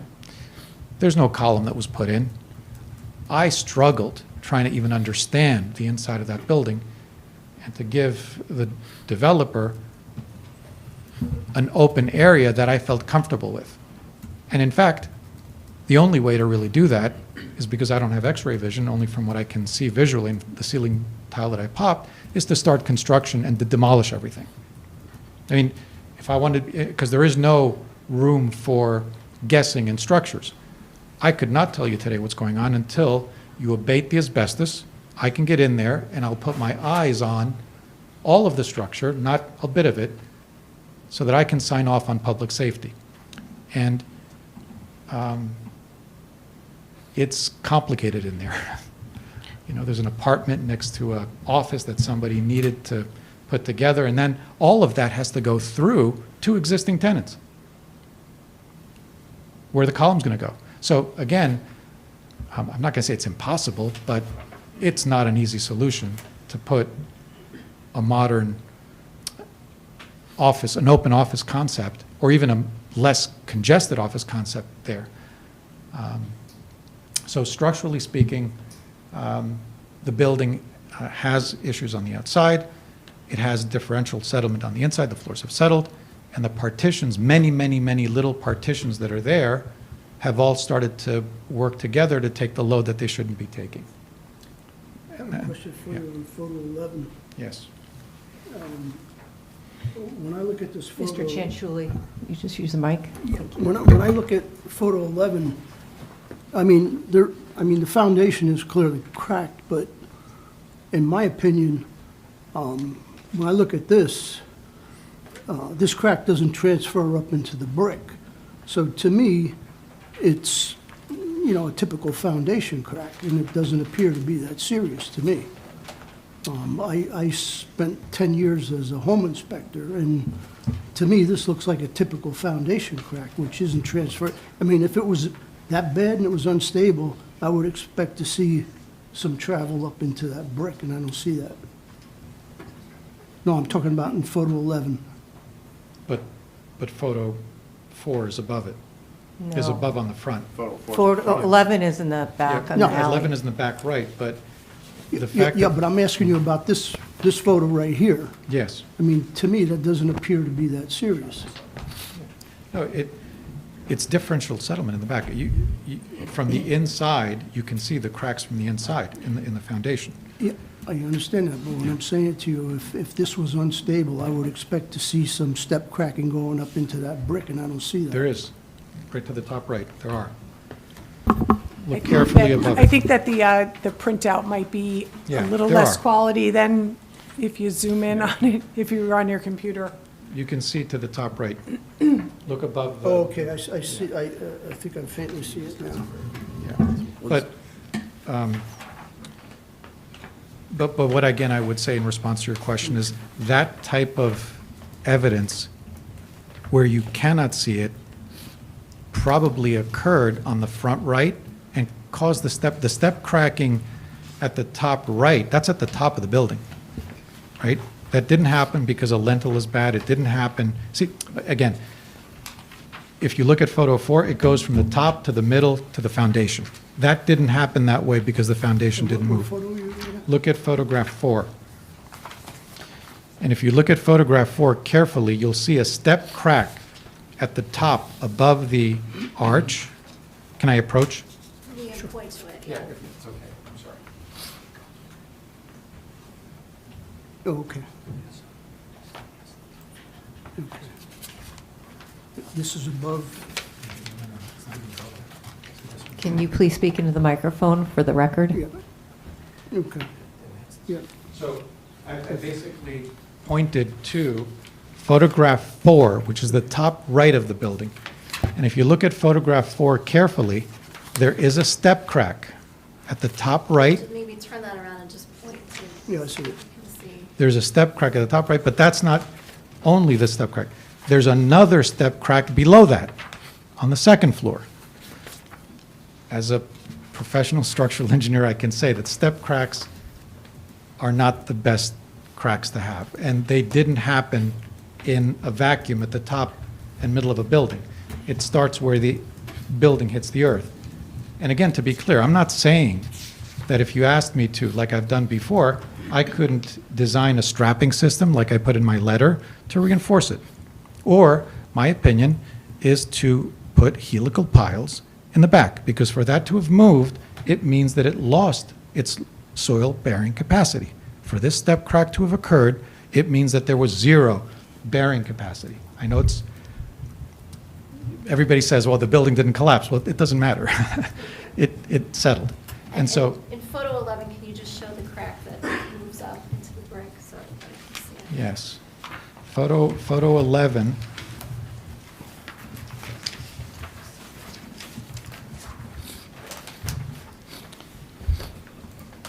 Is at the bottom, And the crack is pretty apparent here at the bottom of photograph 11, but it does continue up. Yes, I see it. Yeah, I'm gonna, although I couldn't see it because it's covered from years of paint and plaster and repairs that they've made, it's been concealed, in my opinion, in the front. That's why I can't see this happening in the front. You can't get to it. All the detail in these. Can we just, I just want to make sure Tom is we're kind of going to forget to get the rest of Tom's questions possibly. I'm done. I think you're Okay, you're just answering wanna the make line. sure. Well, I'm done, but I do have one more comment slash question. So, you're going through your structural conditions analysis as I requested. Could you just explain what a helical pile is, just so we understand what that involves? So that would be a solution. If the building were to be kept and restored, my advice would be to take the back right of the building, that crack, this crack in particular, right? There's different solutions for doing this, but a helical pile is a way to reinforce the back, to reinforce a building by almost taking like a corkscrew. You know when you open up a bottle of wine and you have a corkscrew that you put in? So there, what you have to do is dig it out until you get to the bottom of the footing, and then in this particular case, you might put 3 or 4 of these helical screw jacks in until you can't screw it anymore, and then when it comes to the top of it, you pour some concrete and you engage the bottom of the footing. It's not going to look any better, but it's cosmetic. You basically are able to stop the damage. You can never really fix this. It's a shame that it happened. I mean, it's a shame that the back happened, but the more difficult part to fix is what I have on 4. But so to answer your question, helical piles would be one way to fix the back, and that's a screw jack, and there'd be 3 of them. Just to be clear, I don't have an elegant answer for how to fix the front. So all of these deficiencies in the building were evident from a cursory visual inspection, so I'm gathering from your testimony? Yes, but I also went inside. I popped ceiling tile. I tried to do some minor invasive exploration. But again, the only way to know 100% is to remove it. So in your experience, when people are doing historic, or rehabs of historic properties and going forward with a preservation mindset, will they employ these techniques, putting aside the increased cost associated with them? I think that it really depends on the inside use. It depends on what you want to do on the inside of a property, how the property is going to live. Structure is one thing. And if your question to me is isolated only to structure, I don't know if I could answer it, because in most cases, what I design as a structural engineer has to go with a potential use on the inside. How many columns, what kind of spacing? What's going to happen to the inside of an adaptive reuse or historic restoration, and then I'm able to design the structure accordingly. Sometimes you see things that are stitched together that still have a inside that doesn't function. So If I'm to understand it correctly, so you would look at a different solution associated with an office use where you'd want yes. like very limited columns infiltrating the office, as opposed to a multifamily use where you might be able to accommodate more partitioning in the interior. Correct. Gotcha, thank you. I'm going to repeat the question I asked the developer in expectation that there'd be a professional engineer or architect able to better answer it. You started by saying that the interior partitions that are now potentially holding up some part of the roof load weren't necessarily designed to do that. The developer mentioned that they were placed, his word, randomly. I'd like to understand better where they are, because there's no drawing that shows where they are currently. At least I haven't seen one. There's no interior existing condition plan on any of the levels. So I don't understand why they couldn't be maintained, asbestos notwithstanding, and still create a functional interior for the purpose that the developer has in mind, not the existing purpose.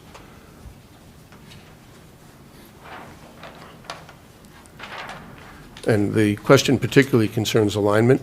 If they were randomly placed and don't align floor to floor, not to question your assumption that they are holding up some part of the load, but how are they doing that if they don't align? And that makes them not quite random. So as part of our analysis, we did have the building measured. We had a third party go in there and measure everything. It's a good question because I was trying to figure it out. I tried to see where the loads were lining up. I tried to expose the roof to see where it was going. I made an assumption from the top based on the partitions, and there's no rhyme or reason. The stair goes up the middle, then the stair goes to the right, and so it's a honeycomb in there, and it's a good observation. The third floor does not translate well to the second floor. There's a main stairwell that goes up, and then the stores seem to be kind of open below, right? I then go to the basement. The basement is kind of shallow, and there's several spines that go front to back, and that's it. Then the beams run horizontally, very, very shallow. So I could not come up with a logical reason of how the roof translated into the third floor framing, second floor framing. We used the existing partitions that we had the third party put together, and it's my professional opinion that the only way that this is holding up without having seen or measured the beams is that they've all engaged and sit in the middle of things everywhere. In my opinion, the only way to do it is to start to rip it apart, remove the asbestos, rip it apart, see where the beams are, and there's deflection. I mean, usually I don't like to see more than, quarter of an inch here or there. There's 2 or 3 inches in certain areas of deflection, and with my experience, it's not normal that is that way.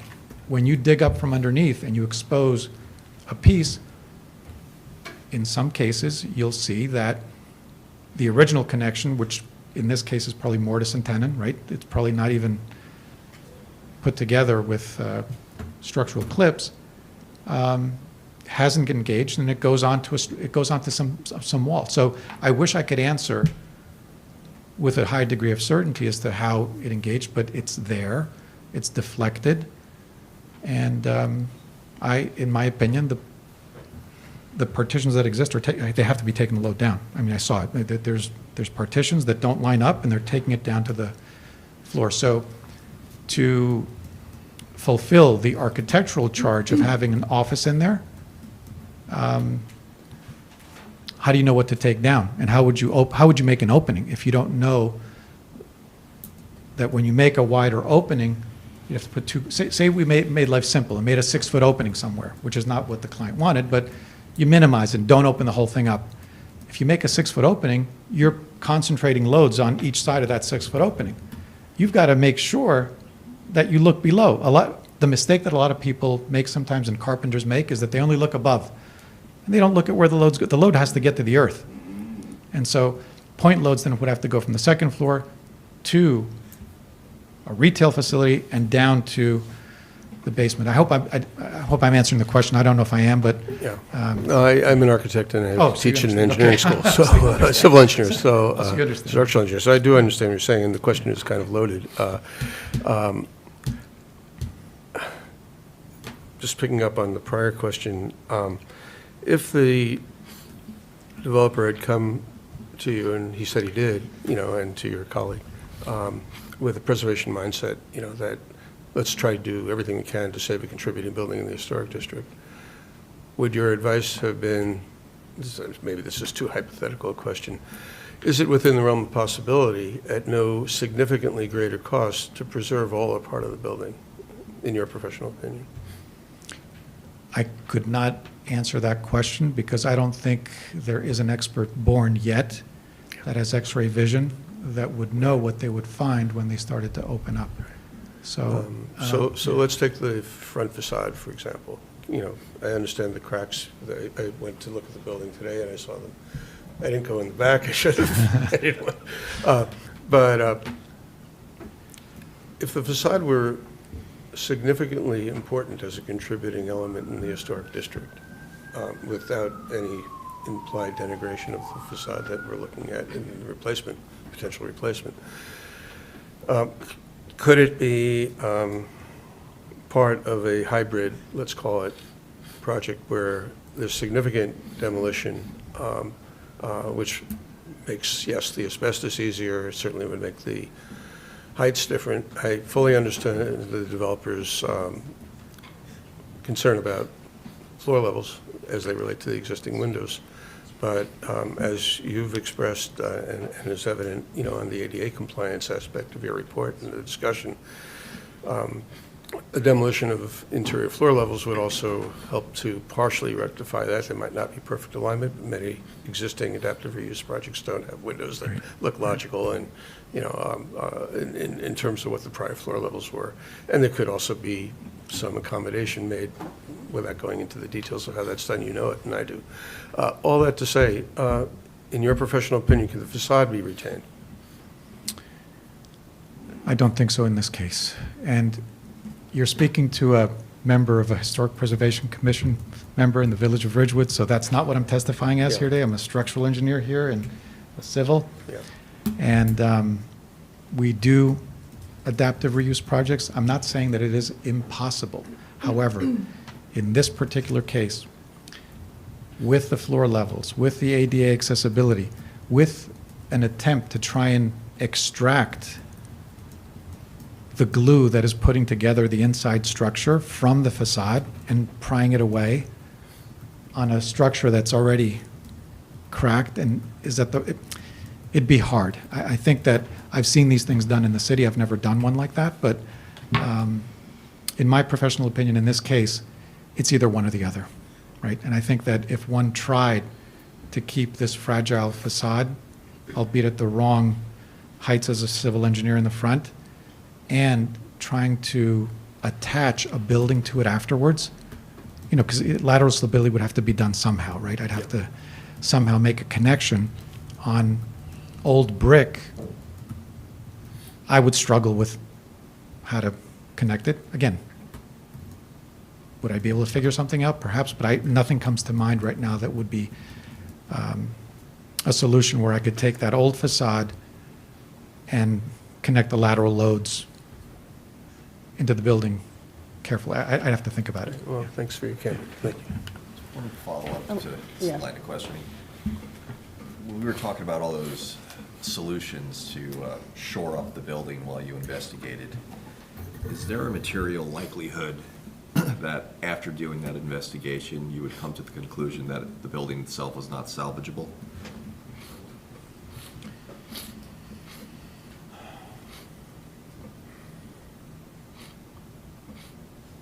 That question comes with money, and I'm not prepared to answer that. If money was no object, and you wanted to keep the existing building, structurally, one can stabilize something, but it will not be a product that is level unless you fake the levelness and you make it level. And we've had these discussions with our client. And one thing that was compelling, because we did try, right? We did try. The initial plan was to try. At the end of the day, the product would be, I forget the exact word our client used, but it would not be a product that anybody would want inside after we were done with all of these connections, reinforcements on the inside. Thank you. Yeah. I have a Can I ask him just one more Yeah. question? In your professional opinion, are you saying that none of these structural deficiencies could be corrected with steel? They can, sure. I'm not saying that if I were hired to reinforce a building, one could do it. I am not declaring this unsafe or unsalvageable, but the question is, if you look at photograph 4, how would you reinforce that that one. I mean, Well, I'm talking about how you're referring to the, the sagging and the floor loads. I mean, steel eliminates all that. you would still have a floor that would have to be packed in to become level. Your final product would have to be leveled. So assuming you could reinforce structurally the underside of the building with flitch plates or any other means, or new beams, new connections, right? Figure out where the load is going. The product at the end would not be flat. You wouldn't be able to jack this thing back up to its original condition. You would only be able to stop it from moving. And so I would never be able to guarantee our client what he wants, which is a flat floor that doesn't creak. If you were to do that, you could only do it cosmetically. Afterwards, you'd have to go and put plywood, layers of plywood onto something to try and get it to look flatter, but you'll never get it to be, this building will never be, unless it's completely removed, right? But to try and keep that existing structure and not have to explain why there's dips, it'll be, I don't think that that's possible without extensive cosmetic work after you've reinforced the structure. I have questions. So, since it is a historic structure, aren't there state and federal resources, experts out there, and I know there is money out there, to help reinvest into these historic structures and to preserve them? Wouldn't if you were tasked with that, to save as much as you can of the existing structure, whether or not be whether it be the building or just the facade, I would think if that's not part of your expertise, you'd be able to use these resources, like I said, state and federal level, with the funding to help with this project. Is there a reason why that wouldn't be? I think that's a question better for the developer council. I haven't looked into programs. I mean, I've heard that there's tax credits, but that's not my area of expertise. Every historic restoration that I have done, and there have been many, some that have been demolished, some that have not been with those programs. They've been without the benefit of those programs. So I'm sorry, but either the developer or somebody else can answer or Okay. get back to you. And then I have another question. Is this A1, is this your Yes. exhibit? Is that an accurate image, photograph of what it would be like standing across the street on Beechwood, looking at the building? Yes. Okay. So I'm just confused, because you said that the fourth floor is really not really visible because it's stepped back. I think it's very visible from this angle. Is there a way that it could have been, like, this is across the street, you do see that whole floor. I was expecting at this angle to not be able to see anything, because it would be so far back. If I guess there's some sort of overhang that's really protruding along the front? Like- So the front is about 11 feet back from the building, but 16.4 feet from the property line. So we took as much as we could from the most visible side, which is Beechwood. So from this side, you're right, you do see the side. The side, we only set back about a foot, the side, right? So this is, are you referring to the? I'm talking about the whole gray third floor. It is very visible from the way you explained it, and then when you look at the Fourth floor or third floor? the fourth floor.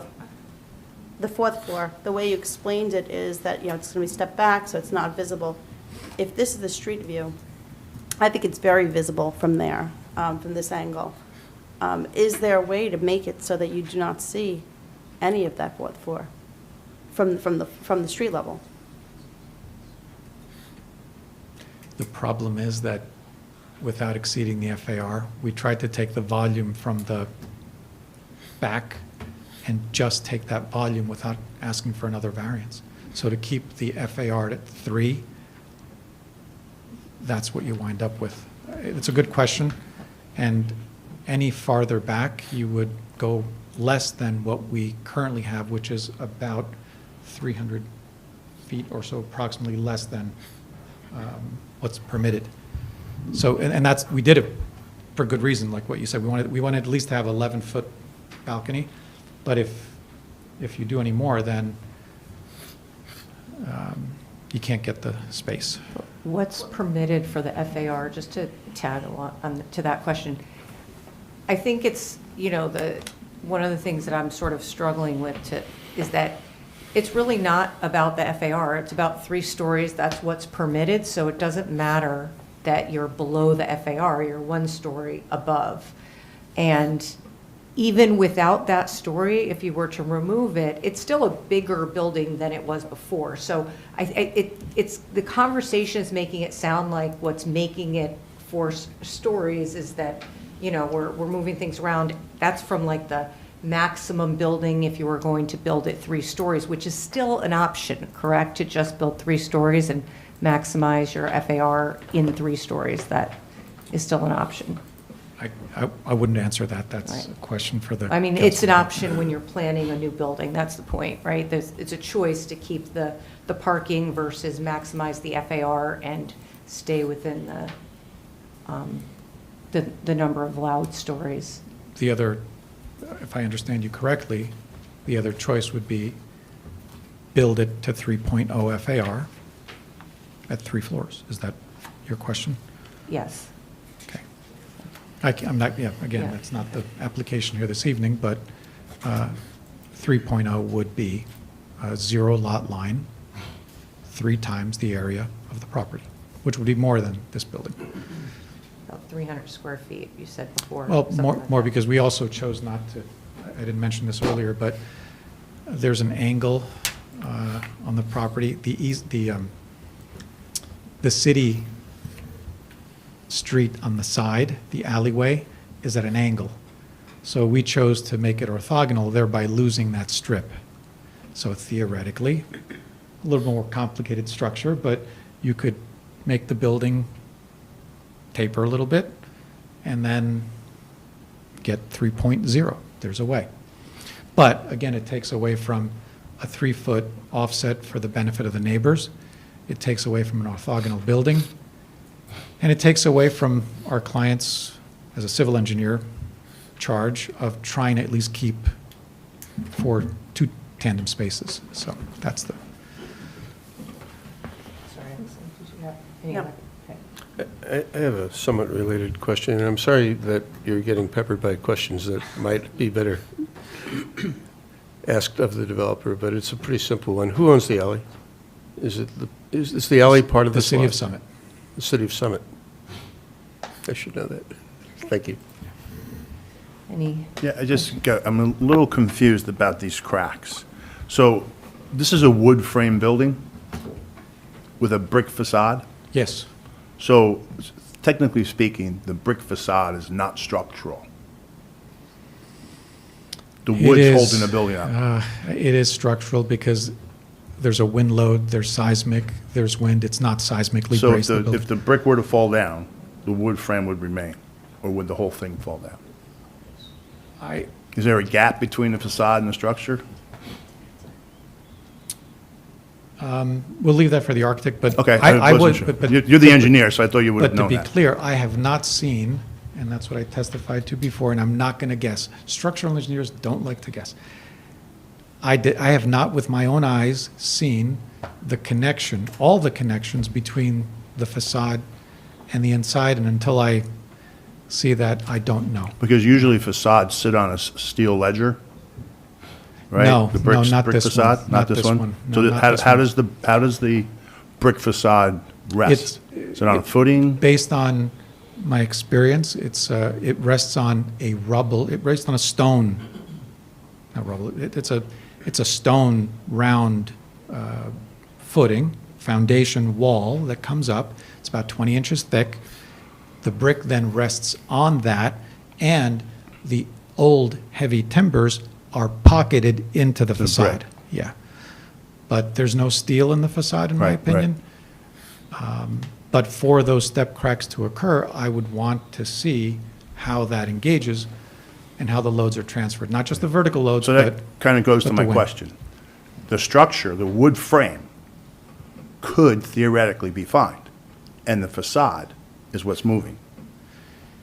Except that if Mortar you- could be worn away by rain Except and if you weather. go inside, the floors are dipping everywhere. Buildings. They do. How They old? Almost 200 years old? Well, the one next door is 1892, so let's just assume it's 100 and something years old. I mean, there was construction done, well, let's not get into that. I'm trying to figure out how this facade is considered structural, other than the attaching points that are holding the facade to the wood frame. There might be L brackets, they might be star, Yes. I don't think there's any star hold compressors in there, things like that. So Every- while we're touting that there's cracks in the facade,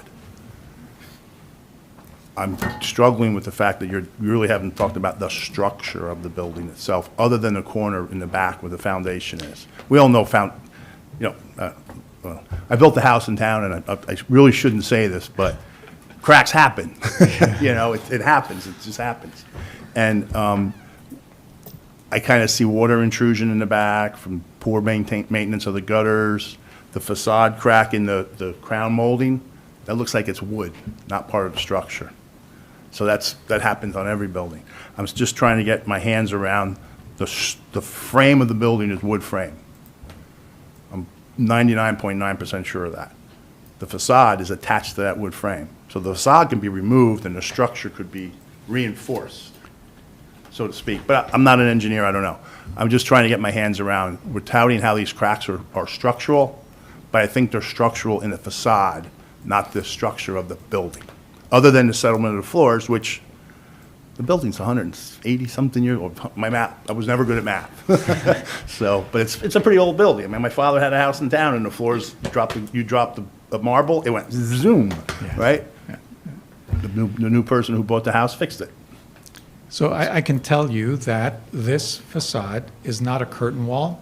Okay. It's not an independent architectural element. It is part of the structure. It takes the lateral loads when the wind blows and transfers them into a horizontal diaphragm of wood that is made up of heavy timbers, plywood, and stuff like that. But is it So supporting the roof? It is, and it could be supporting some of the deck of the roof, maybe not the entire roof, and there's a pocket there. There's a pocket in the front, and the spine runs front to back on this Right. building. So, and the structure runs left to right, so we know that the brick takes it Okay. in the pockets. But in this type of vintage, the facade is part of the building. It's, Okay. again, I have to repeat, it's not a curtain wall. It has to take the wind load, it has to take the seismic load, and then transfer that to the floors, from the floors into the earth. So separating them in this case is a hard one. Yeah, thank you. Mr. Curran, did you have any questions? I think I have two.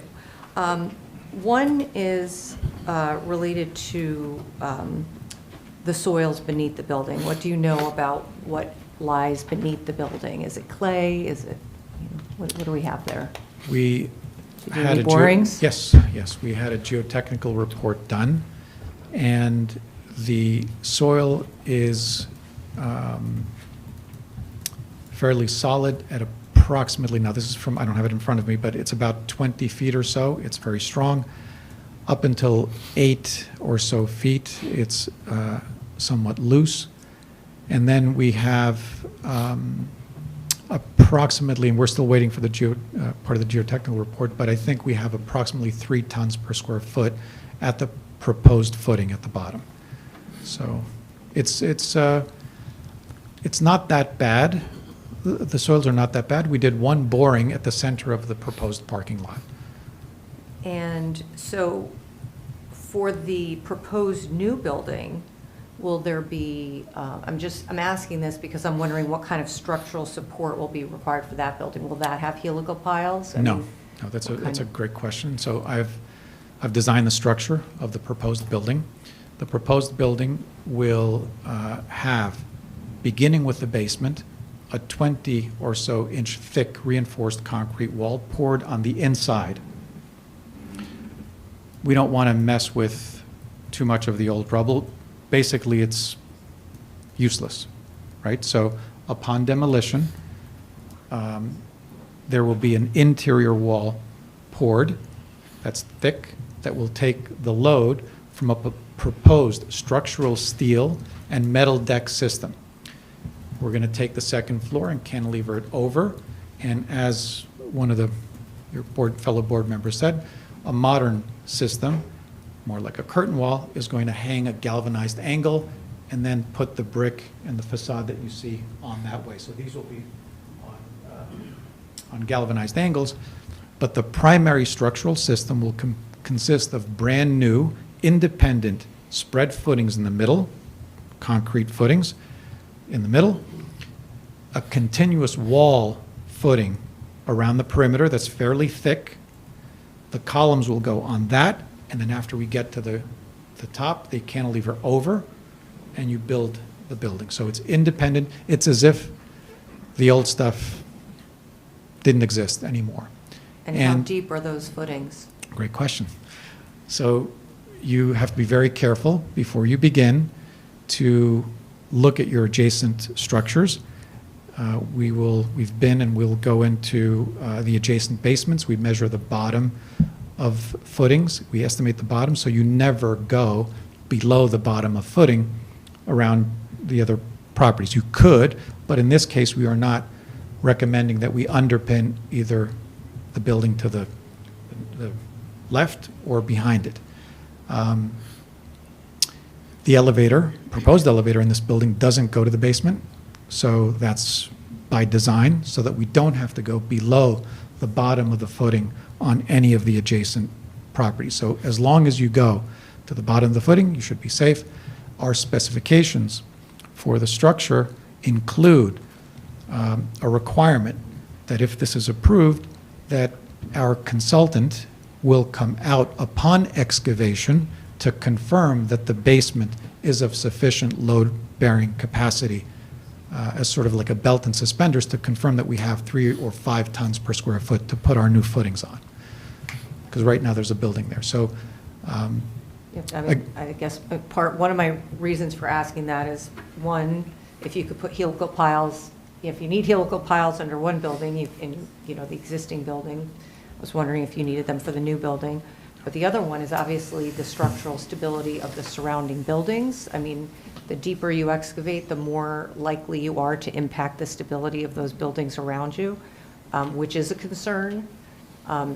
Keeping a structure in sight and in place and putting a helical pile under it is less likely to impact the neighboring building than a deep excavation, depending on what you're doing with the foundation. So that was, and we typically do get like structural drawings for something of this scope, but there were no structural drawings. So I don't even know if we're asking Marie might have other structural questions. I don't know all the questions that we might have asked if we had seen a drawing, but seeing as there aren't, I'm just taking a stab at some of the questions that we might have asked. The other one is related to, in downtown Summit, are there any buildings that we're aware of where they've had to do, jackhammering or, blasting or anything? I know we don't allow blasting, but jackhammering to get your foundation work done? Because I know it's happened in some neighborhoods in Summit. And again, that would impact the surrounding buildings. So before we do anything, and we've done some of these in the city of Summit already, we painstakingly go to every property around us before we start construction, and we take photographs and measure any cracks, foundation cracks, water, and so we clearly document everything on the basements of the buildings around us. We've done this on 475 Springfield, for example.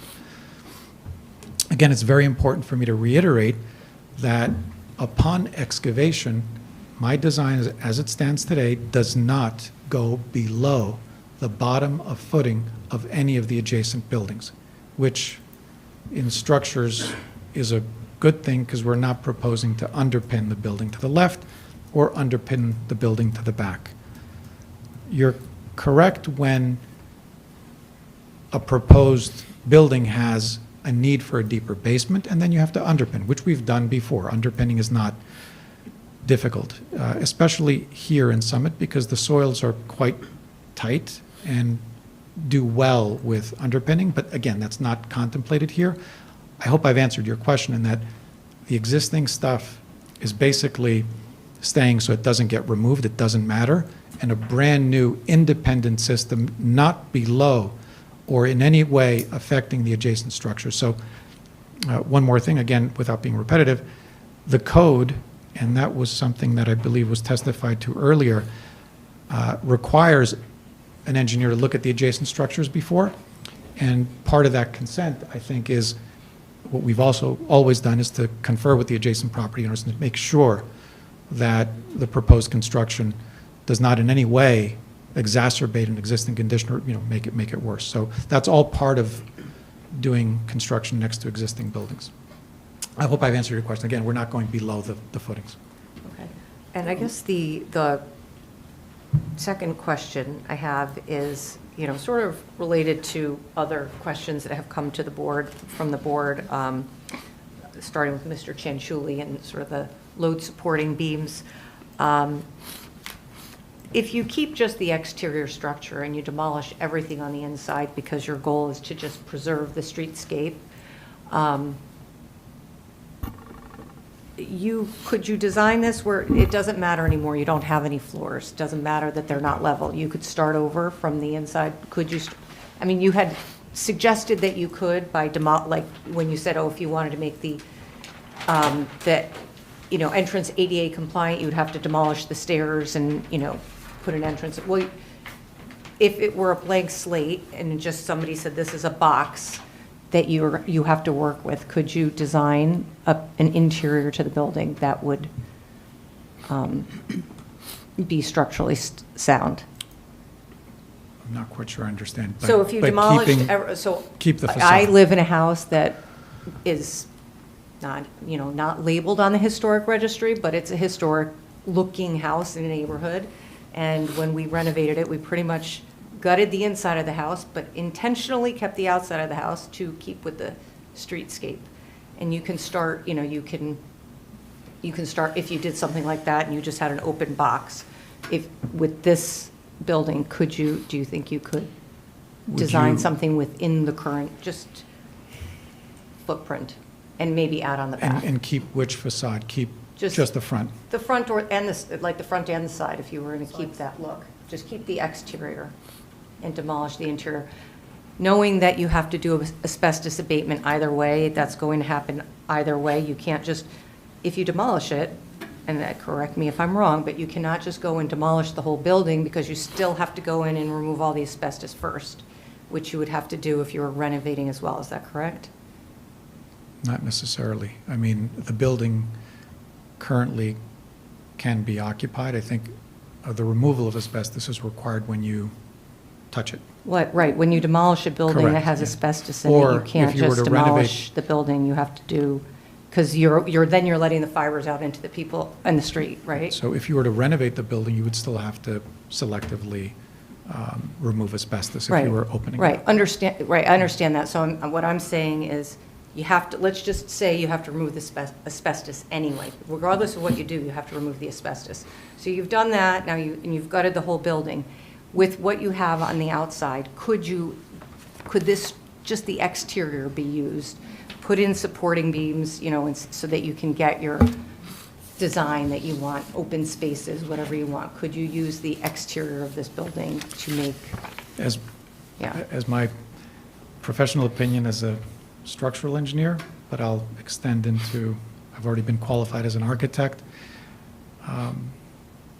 The answer is no. I think it's either one or the other. I think that if you tried to take an existing facade that has a step crack on the third level, on the second level, that you can see, and a foundation, and tried to gingerly and selectively and carefully extract from it the beams that are resting on it, in my opinion, as also as a contractor, again, I haven't been qualified as such, but you will mutilate that facade in the process. And I think it'll be very difficult for a person like me to certify it without starting it and trying to do it and seeing what comes up. These are filled with surprises, and I see certain signs that the surprises might not be that easy to resolve. So to answer your question, my opinion is, I don't think, at least my office would be capable of extracting the facade from the structure inside and meeting the goals that the developer has of a office building that, as an architect, would rent, would be needed. And most likely the facade would not be saved, right? It would. You would only know when you start to remove everything on the inside. A pocket, after 120 years, does not come out of that brick nicely. You would have to chip around it, shake the facade above your head, one that's already cracked. Again, it's a tough one to do in the way you're suggesting. A home is somewhat easier because if the outside is wood, it has more give and take, perhaps, a home. But this particular building would be hard to remove one from the other. In my opinion, they go together. Thank you. So that kind of gets back to my question. If you were to strip the inside of this building down to the wood frame, all that's left is the 4 exterior walls and the wood frame on the inside. That would give you a better understanding of whether you could salvage what you have or not. Yes, it would. So with your preliminary review of the building, you said you removed some drop tiles on the 3rd floor. So what's the actual ceiling height on the 3rd floor? About 8 feet or so. With the drops, from the drop ceiling down or from the original ceiling down? 9'3" to the framing. So there is an option. I know with commercial structures, we want to have, 10, 12-foot ceilings with the bar joists so we could run everything inside and be hidden and all that. But with a 10-foot, I'm sorry, what'd you say, 10 foot, 9 foot? 9'3". You could theoretically run AC ductwork, electrical wires, communication wires, and hide them with it's doable. It's done all the time. Including again- sprinklers. And sprinklers. You could run Yep. sprinklers. But again, the ceiling would be at 7'6".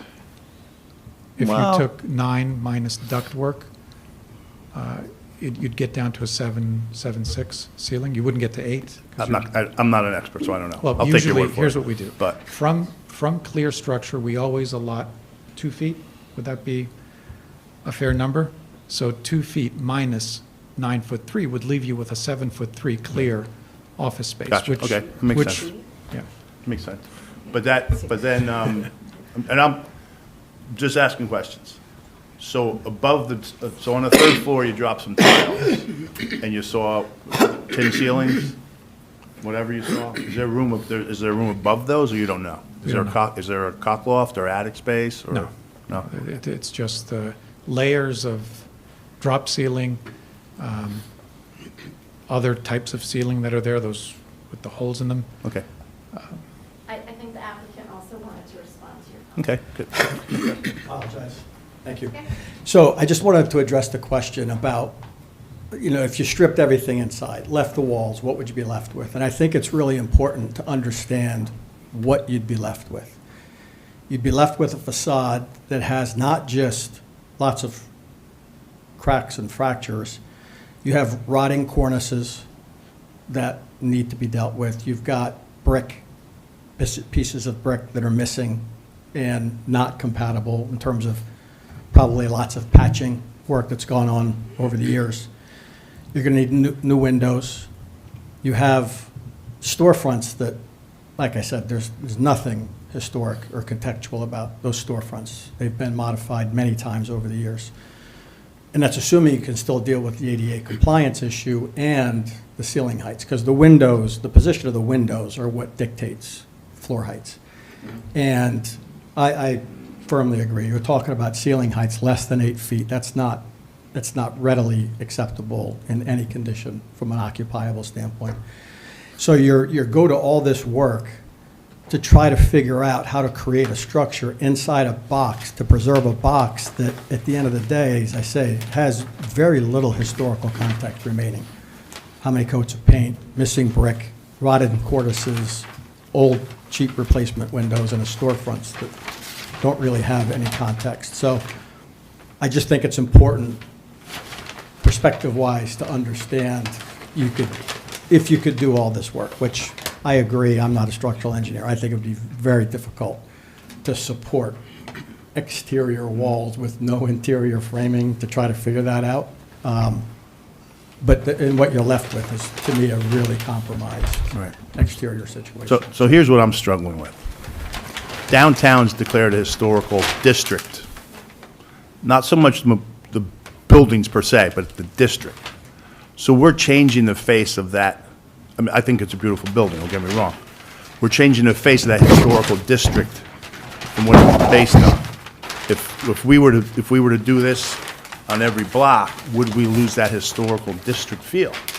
That's kind of what I'm struggling with. So if I can just jump in, I think that's why there's the historical preservation design guidelines, so that any new building can infill and match up with some of the existing historic buildings, which the architect who's going to testify to as to why this meets all of those Okay? design Great. criteria, as well as the design guidelines in the ordinance. Okay, thank you.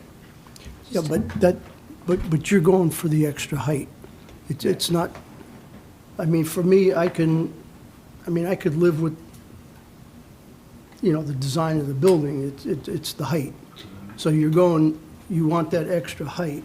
So to me, it's more like, it's something that you want, but you don't really need to have it. You're going through it, so why not do it? It's not something that's needed. So what changes the whole scope of the thing is the height of the building with that extra floor. And I think And that- I think the main driver of why you don't want to put the effort into restoration is because you mentioned the height of the basement. So I think you're looking for a higher basement height. That's what you said. You said that the basement was low and that you want to increase the height of the basement. So that would make it more difficult to preserve the facade of the building because you want to raise the height of the basement. I apologize for that misunderstanding, but to be clear, the basement in the proposed building is staying at 7'0". We're not making it deeper. And the elevator's not going to go to the basement. I thought you It'll be had said dead. No, I it was- apologize. it was It's too low. going to be dead storage if anybody needs it. The developer has decided not to go deeper, and that goes with the chairwoman, vice chairwoman's suggestion that we're not digging adjacent to anybody's footings. I have a question about the height. If the floors are, 9 feet 3 inches, right, times 3, that's 28 feet with a little bit of space between with, each story, a couple feet, right? That's 32 feet. This existing building is 41 feet. So it doesn't actually make sense to me that the maximum height is only 9 feet either. So there's something in the height that I think we're missing. I think the first floor is different, but the architect can, do you want him to answer that now? I or guess, can he- we'll wait for the architect. There are other questions from the board? Oh, yeah, I'm waiting. Apologize, sorry, I wanted to address this gentleman's question about the height.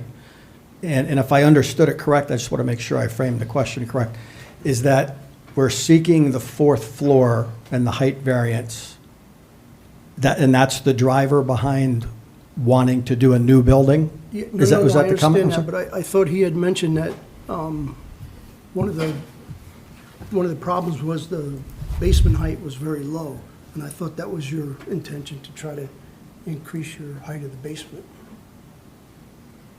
No. And I'm not sure I'm going to answer the question the way that you're thinking about it, but in the new proposed building, we were going to create a new functional basement, the existing basement. Same height?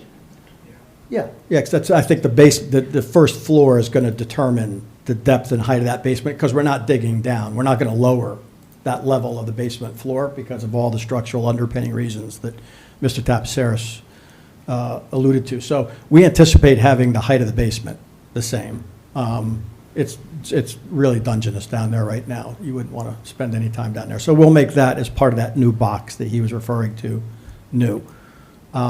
Does that answer the question, or is there something else Well, yeah, about the except that, fourth you know, floor? I don't have any numbers that I could look at to see what the basement height is now on the existing building and what the basement height will be Yeah, on the new there's, building. yeah, there's no proposed change on the height of the basement. That's not a driver.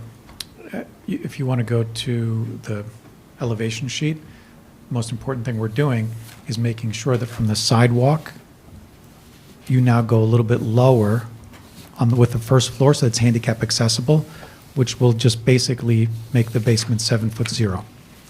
Is that what it is now? It's about 7'3", it's a little higher, but by the time we take out that height when you walk in the front door, when you shave that out and the ground floor is flat, in fact, we'll lose some depth of the basement to 7'0", but the proposed design does not contemplate making it deeper or. Well, I understood that you couldn't make it deeper. I just thought you were trying to elevate the whole height of the building in order to accommodate. Great question. So again, to be clear with my answer, if anything, it's the other way around because we're eliminating steps that go up and so we're actually going the other way, digging into our space, into the basement, yeah. No other questions from the board? Are there questions from the public? Please state your name and your address before you ask your question. Caroline King, 38 Gloucester, and disclosure, I am chair of the Historic Preservation Commission. What I'd like to do is, because, I'm sorry, I can't pronounce your name properly. This is, I'd just like to. This is just for questions of not this comments, witness right? at this Okay, point. It's not for comments, but it might help the question, because since he's the architect, and this is these are two photos from his website. So these are all questions based on, well, that he has these photos, and I think they're relevant because in his certification, right? So is this for Mr. Tapisaris? Right. For engineering or architecture? Because the architect hasn't testified yet. Well, this would be engineering because on his website, he shows his portfolio, right? And he's Okay. chosen not that many photos on his website. And two of them are, what, I don't have any details on what he put, but two of them are historic. So from an engineering standpoint, the questions would be around, his past experience or what he's showing on his website as what appear to be, so I think without the picture it might be difficult, but I'm sure he knows what is on his website. But I thought it might be helpful for the board to see that. And it's So from his typically, engineering if- background. If you're going to raise those points, that would be in the public comment portion at the end. I'll defer to Hillary if you object to the introduction of those as part of the questioning I at can- this stage. So the architect is going to talk about both of those properties in his testimony, so maybe your question might get answered, Answered. or it might be better addressed to him. Okay, that's fair. His name is on the firm. Yeah. So that's why I thought this was the appropriate time. But I think the question would be, again, if is there a difference, in your opinion, professionally, when you say the words, you're working with the existing building and working with it would not be impossible, but then you're saying, however, it does not meet the requirements or the goals of your client. So I think it's a question between the use of the building versus the ability to rehabilitate the building, right? And so I think the question is structurally and from an engineering standpoint, is it actually feasible? And this is not the economic question, or that would be what was raised earlier by another board member. And so if you looked at those 2 points independently, the building itself, could it be preserved? And so if you change the use or this concept of adaptive reuse, right? It's how you're adapting or what the use is. So if those are two independent questions, you could preserve the building, and that's the question, could you, in your professional opinion? And, you know, we're talking about whether you have a completely open modern floor plan, right? So I think that's the question first, and then I could follow up. So to be clear on the question, whether or not use can be separated from structure. But that's not the application here. The application is for a modern office building. I am going to answer a theoretical question. If one had nothing to do with the other, which is not what we were hired to do, your question then would be on the first part, can this building be, what is the exact question, salvaged or made Or structural? rehabilitated or adaptively reused, right? Preserved. Again, then we're blending the question, but if I can draw a line, you're asking whether or not this structure can be structurally made safe and rehabilitated. I previously testified to that it could. I said that in the front page of my report, that parts of the foundation would require helical piles to stabilize them. That's my professional opinion. I think that the cracks can be repaired. You would have to do further invasive testing. But based on my experience, the solution would not be attractive. There is no way that step cracking will ever disappear. You will always see it. Even if you tried to fill it in, and even if there's no way you could jack it up. That's my opinion. Could it ever be code compliant? Yes, And structurally. handicapped, accessible? Oh, no. And all of the Oh. other things? That goes beyond into the architect's testimony, but from a purely structural engineering perspective, I think I've answered that. But if you get into the other questions that council raised, the answer is no. You'd have to remove a structural part of the floor to create a handicap accessible ramp. So then, I think the other question is, and I'm not sure who to address this to because it's been said multiple times, but in terms of talking about, have you, as a firm, worked with historic properties, and you certainly, in your website have a few photos. I think the question is, in terms of, have you worked with historic properties that are on the National Register of Historic Places?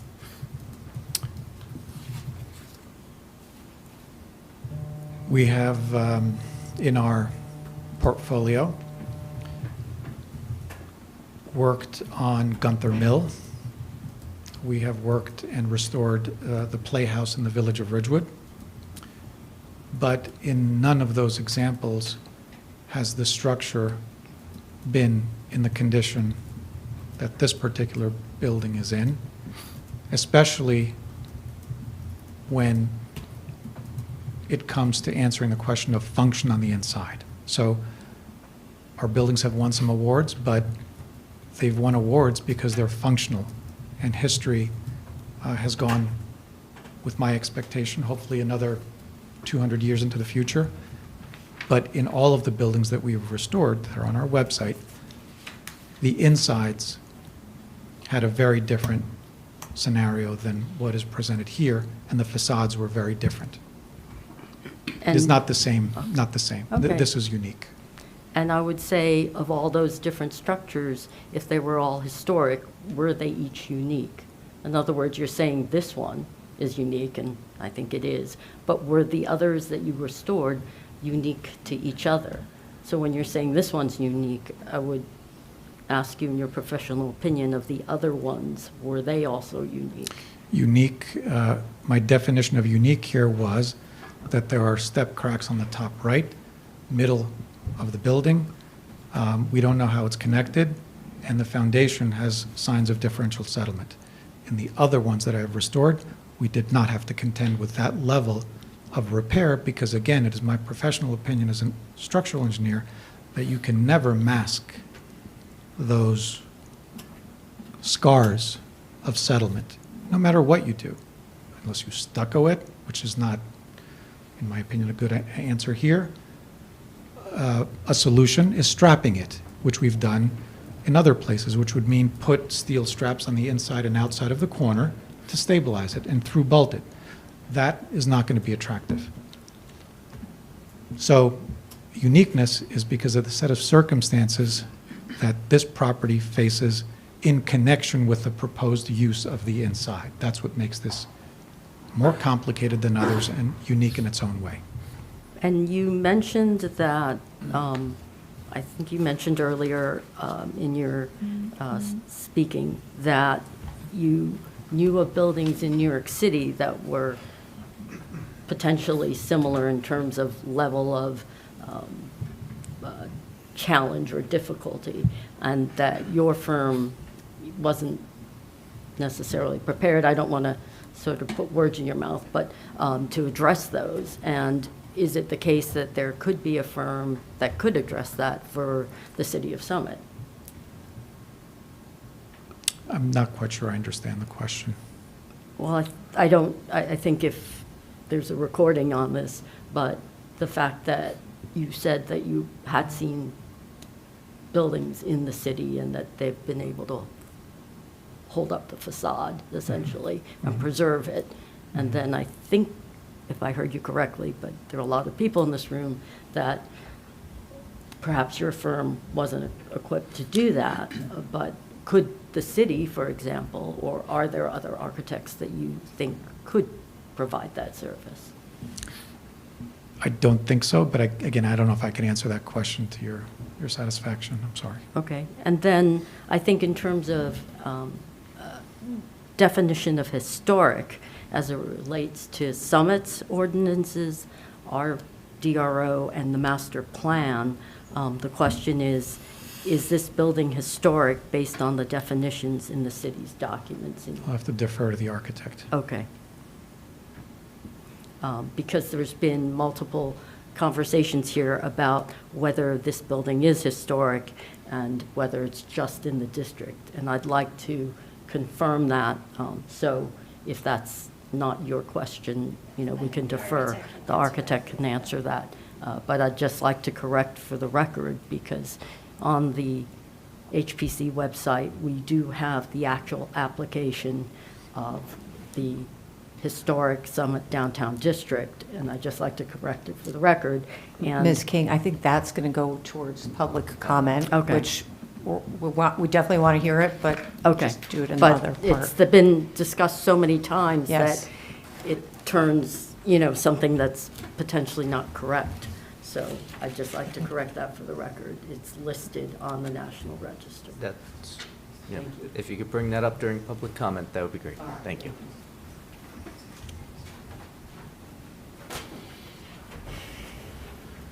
Yes, Jim Bergmeyer. I live at 167 Kent Place Boulevard, and I'm also on the Historic Preservation Committee.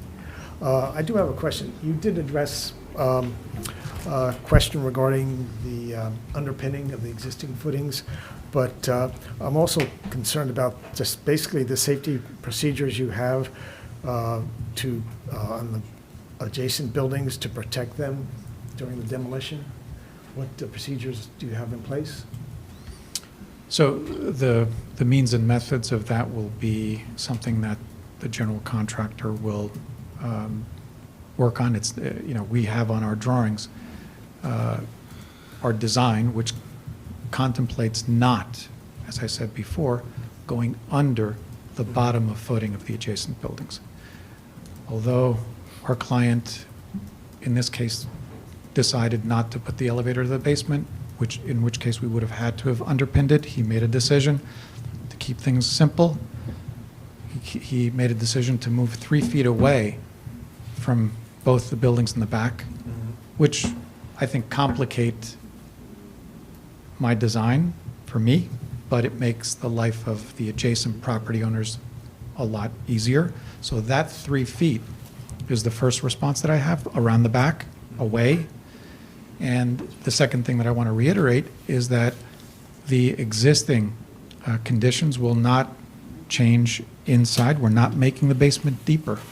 We're just going to put a new reinforced concrete wall on the inside, and that will extend to the bottom of the existing footings of the adjacent building. Fairly simple, not too complicated. The buildings, your building and the adjacent building, there is no connection between the two, as far as structurally. Which buildings? The adjacent building to your building, one to the one the to the Boxwoods left. building? Yes, that one, None whatsoever. okay. Yeah. And also, aren't most settlement cracks happen shortly after the construction of the building? Not these. If somebody had left those cracks for 100 years, doesn't make sense. Those cracks, in my opinion, are perhaps in the last 20 years. They're not original. Okay. Yeah, in my opinion. They look pretty new. Okay, thank you. Yep. Any other questions from the public? I just have one question and follow-up to that. How can you tell that the settlement cracks are pretty new, as you said? So, usually what people try and do is mask them, and you'll see in a painted building, if you look at the pattern, you'll be able to see that they've been covered. This building must have been painted 20 years ago. It doesn't look like maybe 30, 40 years ago, whenever it was painted. Those cracks are, I can see they're fresher. They would not have existed for so many years, and especially the one in the back right. And they usually happen because of drainage issues, in my opinion. So sometimes if a leader leaks and it doesn't get repaired, the water is the biggest enemy. It reduces the soil bearing capacity from leaks, and that's what causes these step cracks and settlement cracks. In my opinion, it wasn't from the beginning.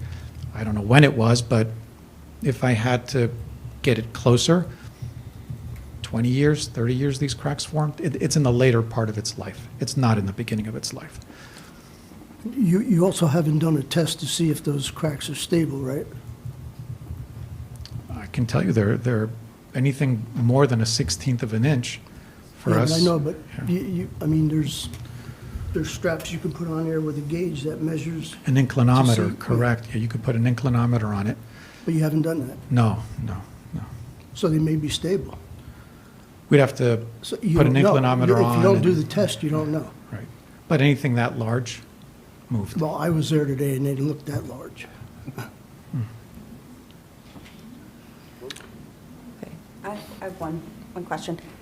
How do you know, regarding Mrs. Zahn's question, that there's no, I know there was a building on Maple, when they did construction, they realized it was like, they shared the adjoining wall. How do you know, do you know for a fact that these walls are, these two buildings are separate? I don't know what happened, I mean, somebody. Or that Boxwoods is not leaning on this Well, building? no, yeah, like the Yeah, Elks yeah. building, they had, wasn't it, the problem was that they had one, they were sharing the wall. The exterior wall was the shared wall. Do you know? I don't know, but I don't think so, because again, I look at the basement and I see the same interior foundation wall that looks like it's beneath the building. So, and we did measure the thickness around the perimeter. I'm fairly certain that the adjoining wall is independent. Because again, when you look at the basement, it's the same stone around it, and the brick goes above it. So I'd also like to address that. There's a joint. If you look at the building, there are different bricks, different brick patterns, and you can see a joint that separates the two buildings, which I think is a pretty clear indicator they're two separate independent buildings. Do we know when this building was constructed?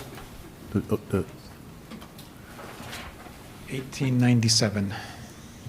Okay, so, yeah, because well, there's a joint there, so there's a seam, but sometimes the party wall, the joists from both buildings sit into that with the fire cut and all that kind of stuff. So you're pretty confident that doesn't exist? Again, I'm saying that because if you go to the basement, it's the same wall around, and you look up, and that's where the structure goes up. And based on what my client said, chances are. Is the general contractor that you're using to carry liability insurance sufficient to address any potential damage to surrounding buildings? Yes. Thank you. It's on the drawings. It's a good question. We list not only what the general contractor has, but the architects. The top left of our construction drawing sheet says all the insurance requirements. What's the face amount? Sorry? What's the face amount of the insurance? It is 1, 2, and then 5, I think we have on the... Again, we haven't done the construction drawings yet, so we'd be... It could be 5 for sure on a project like this. But again, we haven't finished the construction drawings. Usually we have 1 to 2, 2 aggregate, and 5. Do you know if there's a minimum that they need to carry for that? The state requires, I think, $500,000 for a contractor, but we have at least $1 million to aggregate on our drawings. Perhaps we could craft some condition around that and arrive at some sufficient figure. Because to cover it. most of them are 500 million minimum, and if they only have the minimum, they make a mistake, they're out of business, and somebody gets hurt. Good question. Okay, any other questions from the public? All right, seeing none, I think we're going to take a 5-minute break here before we hear from the architect. All right, thank you. Okay, we're going to resume the meeting, the hearing here, and we're going to hear from the architect. Just for the public's benefit, we wanted to let you know that we don't think we're going to get through the full testimony today. There's still a planner after the architect, and for tonight, our goal is to wrap things up probably around 11 or whenever the architect's testimony ends. And we'll see whether we get to questions for the architect tonight or the next time. And we would be looking at carrying to June 1st. Is that correct? Okay.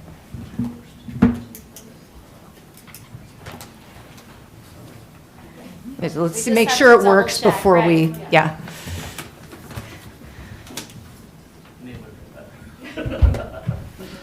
Yeah. Any meeting after June 1st is also open. June 1st, June 15th, July 6th, July 20th.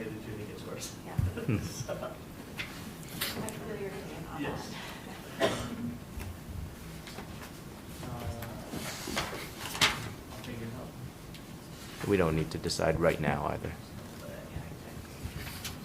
Okay, so we'll say June 1st for right now. If there's an issue, then we can.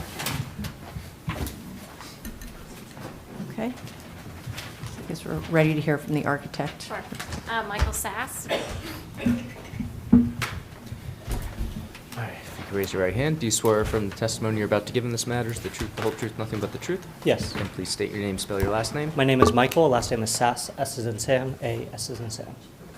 Thank you, and can you briefly describe your background and experience for the board? I'm an architect, graduated from Pratt with a bachelor's degree in architecture. I've been with Nick Sapatzeris Associates for over 20 years.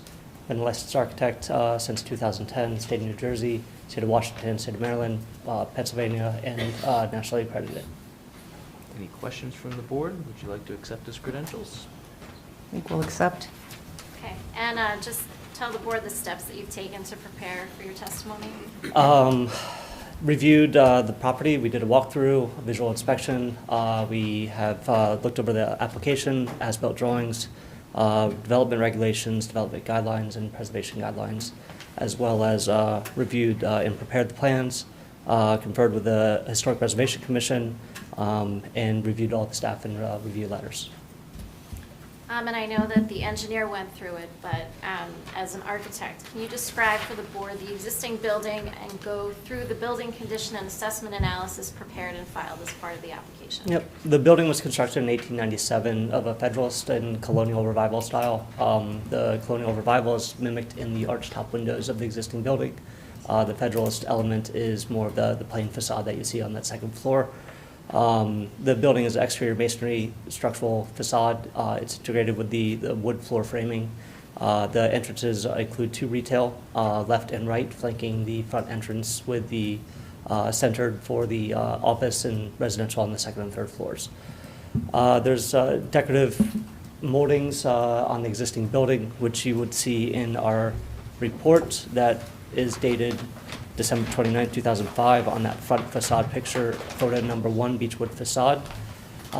That shows a cornice, a wood cornice element that kind of anchors that first floor and then sets the base work for the second and third floor. As mentioned, the second floor is kind of a plain running brick facade. There's not really any detail or decoration to it. It's a painted white brick. Between the second and third floor, you have a core board brick cornice that kind of sets a foundation to the Doric pilasters, and then that sets an entablature of another core board brick and then cornice on the frieze there. The archtop windows are then anchored and detailed with a stone and brick mimicked, or stone and brick archway. So that existing facade is, I would say, historical in nature, but it's a question of whether or not the building is historical. It is listed on the HPC's website, but with a subset note that is questioning whether or not it is applicable to the Boxwood building, which is not listed on their website that I could see. So it's whether or not the information sought is applicable to the other building. We would, like to determine that information. So I think they're confused. If we just Yeah, very, explain- very Yeah, confused. I see a lot of confused I'm sorry, looks. yes. Also, So- because there was something on the National Historic Registry that was listed in one of these So, reports. yep, so part of our submission included the New Jersey Department of Environmental Protection for the building. In this report, it talks about 5-bay facade, the stone face. It actually describes the building fairly well. But then on the second page of it describes the location and significance and states should this be information for the building next door.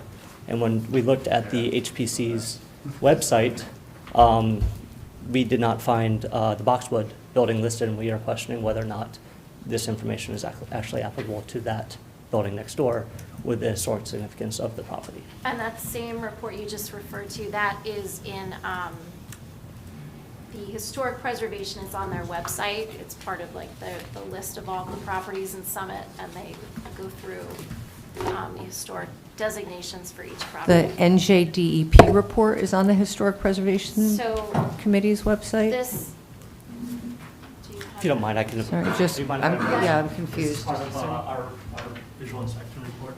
Okay, we have that here, yeah. I just, And but I think. I believe that's also part of the, Oh, and the comment letter as well. it's in the comment letter also. Yeah, okay. Yes. Mhm. And that's on the HPC's website. So what you're saying is we don't know. Right. Even though it clearly describes this building with the description, the significance of this building is in question based on this information. And whether or not, yes, it has historical nature, it's been built in 1897, it's over 100 years old, it is described as a historical site per the definition of the development regulations. However, the information and kind of the anchoring purpose of this building is, we're trying to navigate that element. And because of that question, and we didn't write that report, we think it is applicable to the Boxwood building, which is not listed in their property. Just, can I ask a question? So just in terms of what was the original occupant of the building is Yes. unknown? Unknown. Is the part that you're saying that in terms of there's no historical reference to what the building was built for, or who was the first occupant? Who were the correct? first occupants and who was it built for and founded by, and kind of giving it some presence of the historic nature of the property. But it was all around the same time as the other buildings? Correct.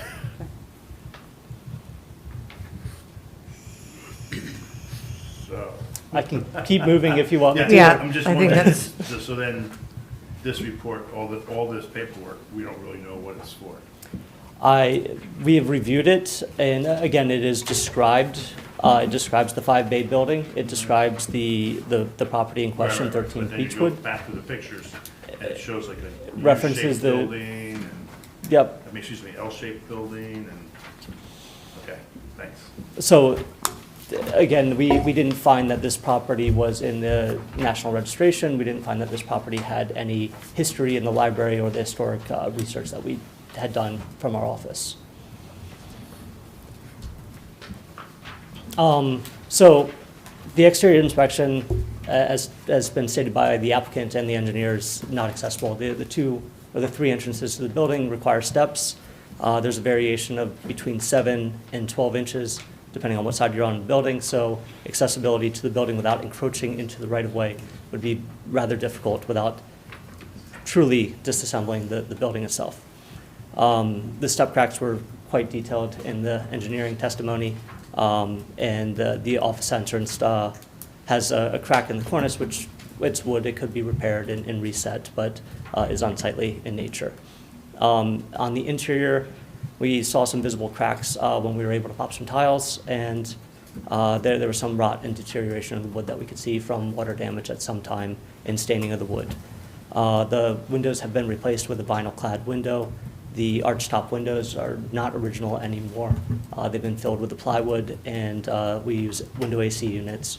And then, as described in our report, you can see in picture number 5, there's a fire escape which utilizes the means of egress for the back of the building on the second and third floor that is in disrepair and needs significant repair to bring it up to code. During our interior inspection, we saw that there's no accessible entrance, as previously stated. The second floor offices and third floor, or the second floor offices are more in a kind of a residential arrangement. It was clear that this was a residential building at a time, and then somebody has occupied it as their office in a broken up nature. The third floor consists of both office and residential spaces.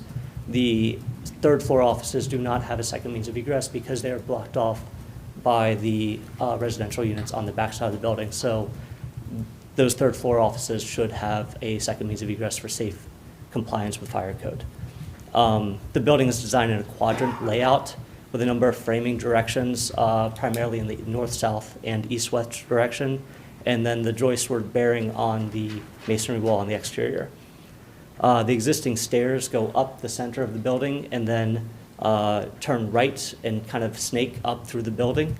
And so that arrangement of egress and current stair arrangement would not allow for a second means of egress within the current footprint of the building.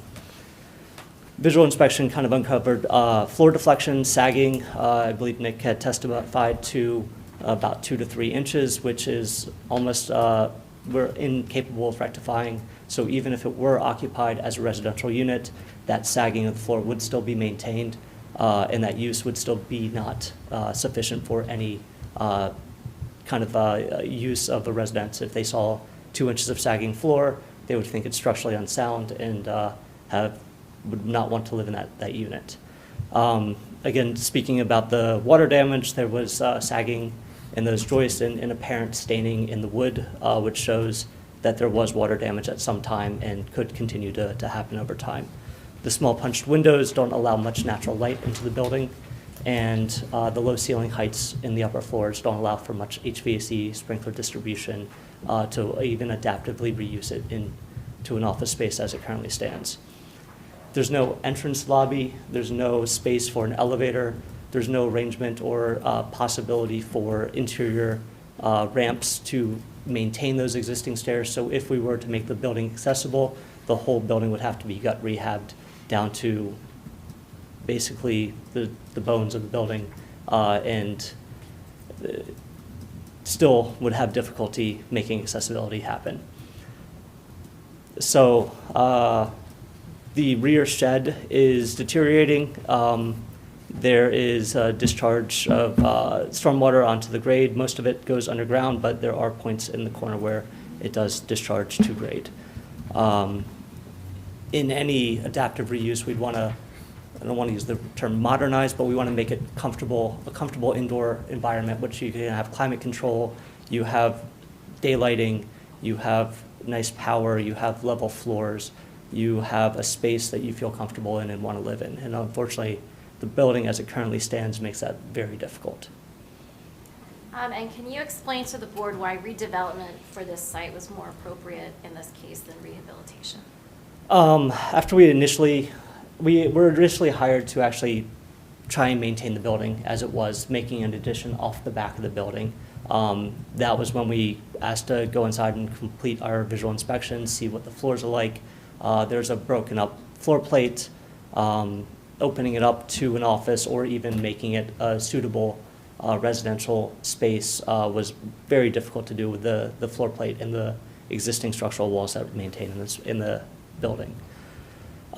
We have designed and built and adaptively reused a number of historic buildings. I believe Caroline had brought two to the bench. One was Gunther Mill. It's a 200,000 square foot silk mill that we had adaptively reused into residential units and industrial arts. And the other one is our office, the Playhouse, which is where we maintain our office. That was formerly the Playhouse in the Village of Ridgewood. Again, those two buildings were not in the condition of this one, where we had nice level floors. The building was not showing signs of crack or deterioration to this extent. So once we all looked at these elements of deterioration, we went to Mark, our applicant and client, and described the conditions we found, and he asked if we could salvage it, and we were unable to come up with the game plan that was suitable to maintain this building in this place. So even though demolition is not the direction we wanted to go initially, it seemed like it was our only solution. And part of that is, again, the concern of impacting neighbors. When you demolish a building, there could be impact to the neighbors, so it will have to be done safely and, as you have described, a coverage in some manner for insurance protection and to take care of the adjacent properties during construction. So we would work with the contractor for means and methods to write and describe how to do that.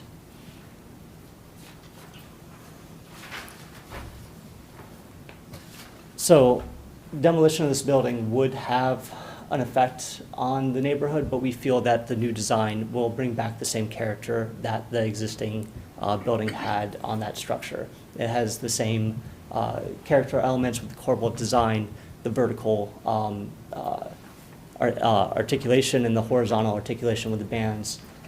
We tried to mimic some of the features with the Doric columns. We wanted to have a nice cap on the building with the decorative cornice, and then maintain that retail frontage and kind of that human scale to the building. So that the existing building has that nature with the broken up facade. So we have a nice, comfortable lobby. It's not grand. It suits the scale of the building. And then we extended the retail facade and broke up the facade in a nature that you have a divided mullions and more of a picture window as you would see historically in a building of this time period. I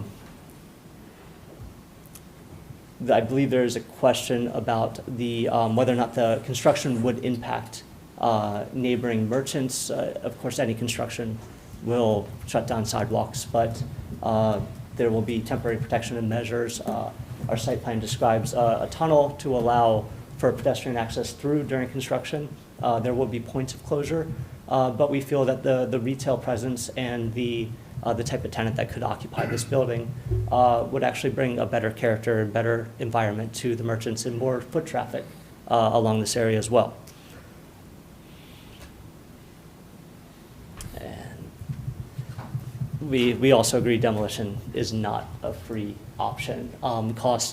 If cost was an option or really the driving factor, the answer would be to repaint the interior, keep the lead paint in place, keep the asbestos in place, keep the sagging floor. If really cost is this issue, then we would be just giving this thing a facelift and hoping to get a tenant into the building. It's not free, but we feel that this is the best solution, unfortunately, for this building at this time. And can you go through the plans and highlight that it was important to retain the parking in the rear? So, I'm sorry, can you describe what is proposed? It's late. It's good. So, we were tasked with having a retail element, as always, with being in the CRBD. So the front retail facing is a 1,500 square foot retail space on the right-hand side or the south side of the property. On the north side, we have the lobby entrance. If you don't mind, I'm going to walk over here and I can kind of point a little bit better. And you're referring to A1? Yes, referring to Exhibit A1. We have the front entrance to the lobby, which is more to a scale. It will be an accessible entrance. You have a decorative wood retail frontage with broken facade, and then we have an anchoring element here, a horizontal break between the first and second floor. This sets the foundation for our building. Then the office could be constructed upon it. The core elements of the lobby is vertical transportation, 2 fire stairs so that we can meet egress and fire code, and then also utilizing that 1,500 square foot retail space. The proposed rear parking is designed in the tandem arrangement as it currently stands, but the parking area is primarily covered in permeable pavement. So we would also have accessible entrance from that back entrance. So all points of entry now in this building are accessible.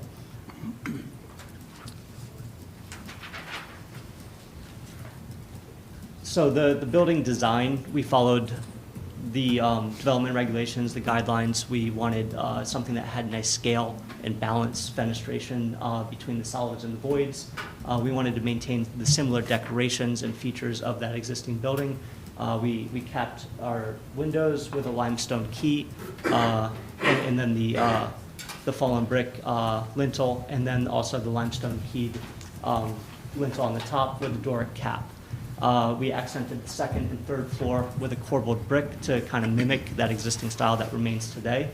And then we capped it with a nice decorative cornice as currently exists, but with a different element to accent the architectural element here. The design is kind of, we wanted to maintain that Federalist style, and we also divided the windows to create a little bit better balance instead of having the previous picture window. So I'm going to actually refer back to our original design that was submitted, and then some of the improvements that we made to make this building, I think, better to scale in the neighborhood based on our conversations with HBC. So the original facade had larger picture windows, and to do that, we narrowed the window a little bit and then broke it with a mullion to make a more mold window and bring the scale to that entrance and smaller panes of glass. Sorry to interrupt. Is this from your plans, or is this a separate I'm document? Sorry, this was in our That was in the summary original report. But the side-by-side comparison is? Yes, it was in our March 25th summary report Okay. as Exhibit A. Thank you. Thank you, I'm sorry. Just wanted to be sure. Yes. So we, as I was saying, we were divided up the windows, we molded them together to create better balance. We narrowed those windows a little bit to create better scale between the solids and the voids. We created a horizontal corbelled break in the second and third floor, as well as another corbelled brick at the cap here as it's represented in the existing building. The top penthouse stays set back 12 feet from the building. It gives you 11 feet clear on that patio. So you do have a little bit of a line of sight, but we wanted to set that back to try and bury that fourth floor into the skyline a little bit more. We also turned that scale of the window down the side alley facade so that we have less, a little bit better proportions in our glazing system.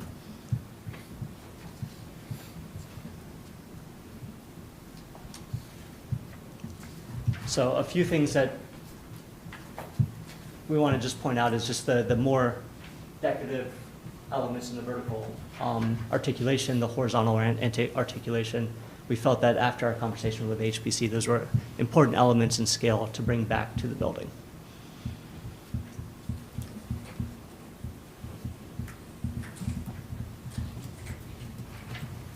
So I've jumped around. Yes, you jumped around a little bit.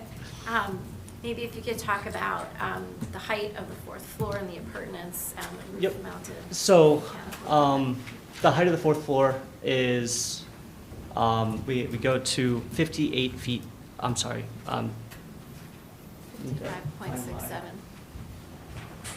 My elevation. refer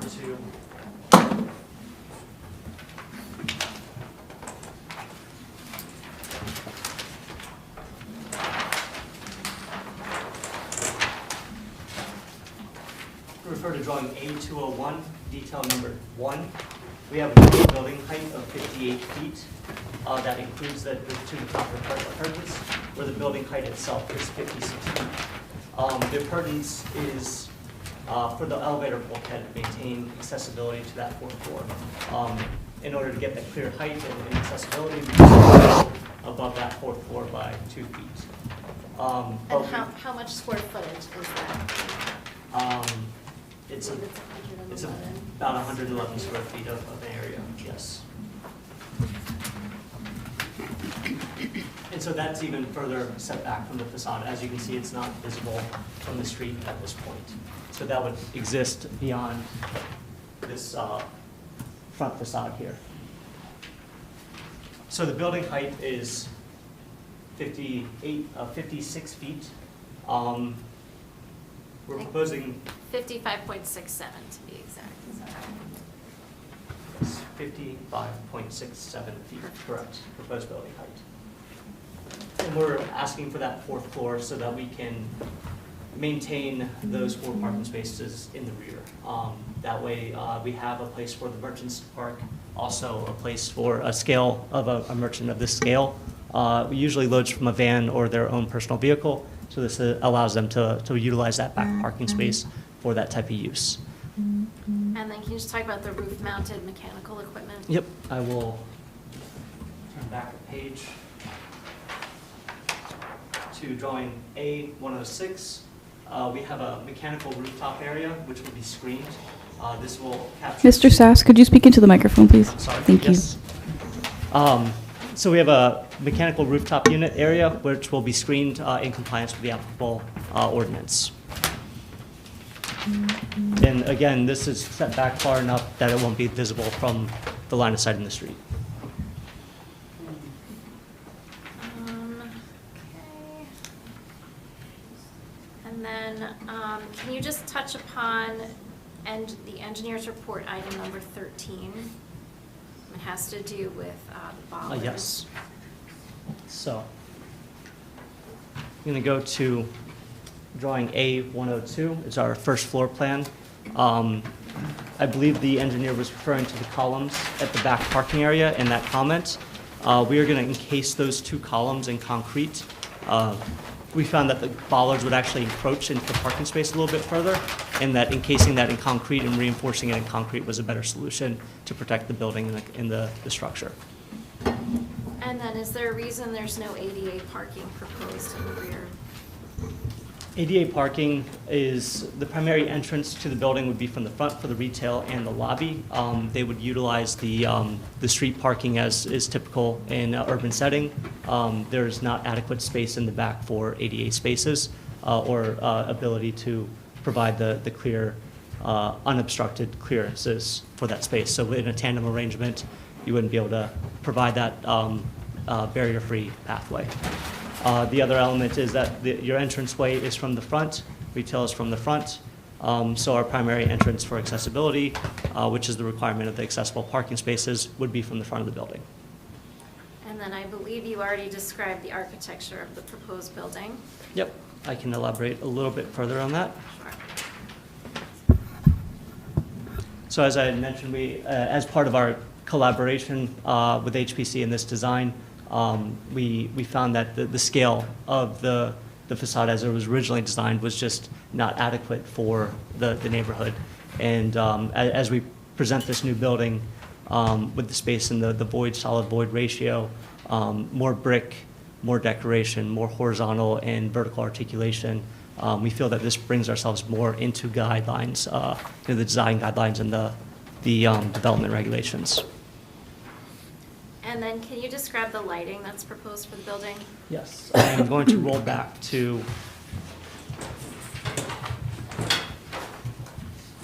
SP or something.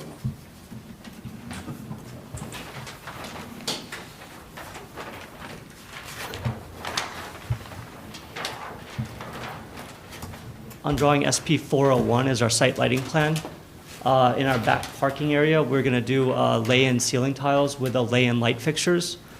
This is similar to what we did at 475 Springfield. This allows for the most reduced illumination that we could find for provide safe egress and pathway. It does create a slight variance on the property line of 0.4, where it should be 0.1, but to provide the illumination for accessibility and safety in that parking area, we felt that that variance was a suitable request. And where is it spilling off onto? It's spilling off onto the face of the building, and it's a brick facade there. On the front, we have 2 can lights on the canopy and then one in the recessed retail entrance, and that's then shedding light greater than 0.1 onto the sidewalk. But again, that's wayfinding and provide proper safe entrance to the building. The other variance that we're seeking for, And so the spillage is just onto the sidewalk, right? It's onto the sidewalk. It's not going to affect any vehicular traffic? no, it's strictly down lighting onto the sidewalk.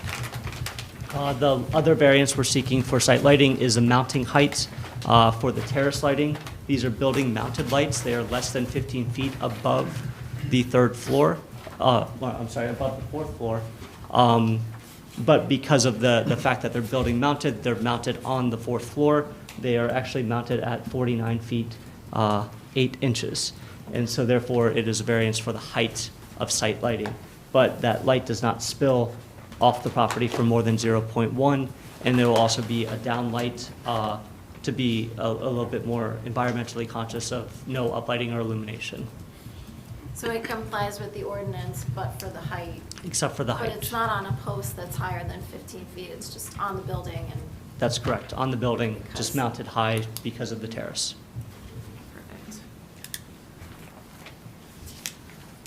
And is there any signage proposed?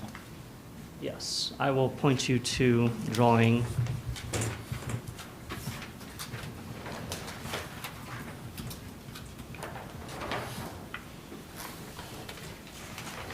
A201, detail number 1. We have a building signage and retail signage. Both of those are compliant signs. They will be channel letter. The retail signage is proposed to be lit with gooseneck lighting from the front to comply with the ordinance and requirements. If a potential retail tenant were to seek a different design, then they would have to be in front of the board for compliance with their design. But the proposed signage all But the complies. proposed sign all comply. And then, with regard to the administrative comments, I think that the engineer touched upon it, but can you respond to the city forester's comments? Yes, there are, I'm going to flip back to drawing A401. There are existing 2 trees, and in our conversation during the TRC, John Linson said that the 2 trees had overgrown and outlived their expectancy, and he would actually recommend to remove them and replace them. And so we will comply with that comment and take no exception to it.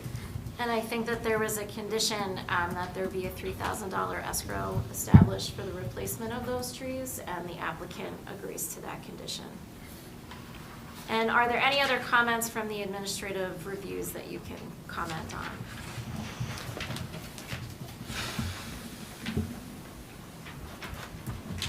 Let's see, talked about the TRC.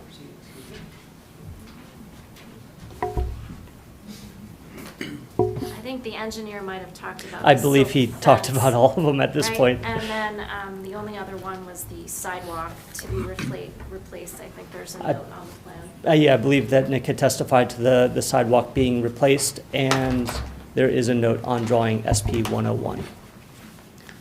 I don't have any other questions. Okay. Do we have questions from our experts? I don't think I have any additional questions. I might have a few, bear with me. Let's sift through my paper.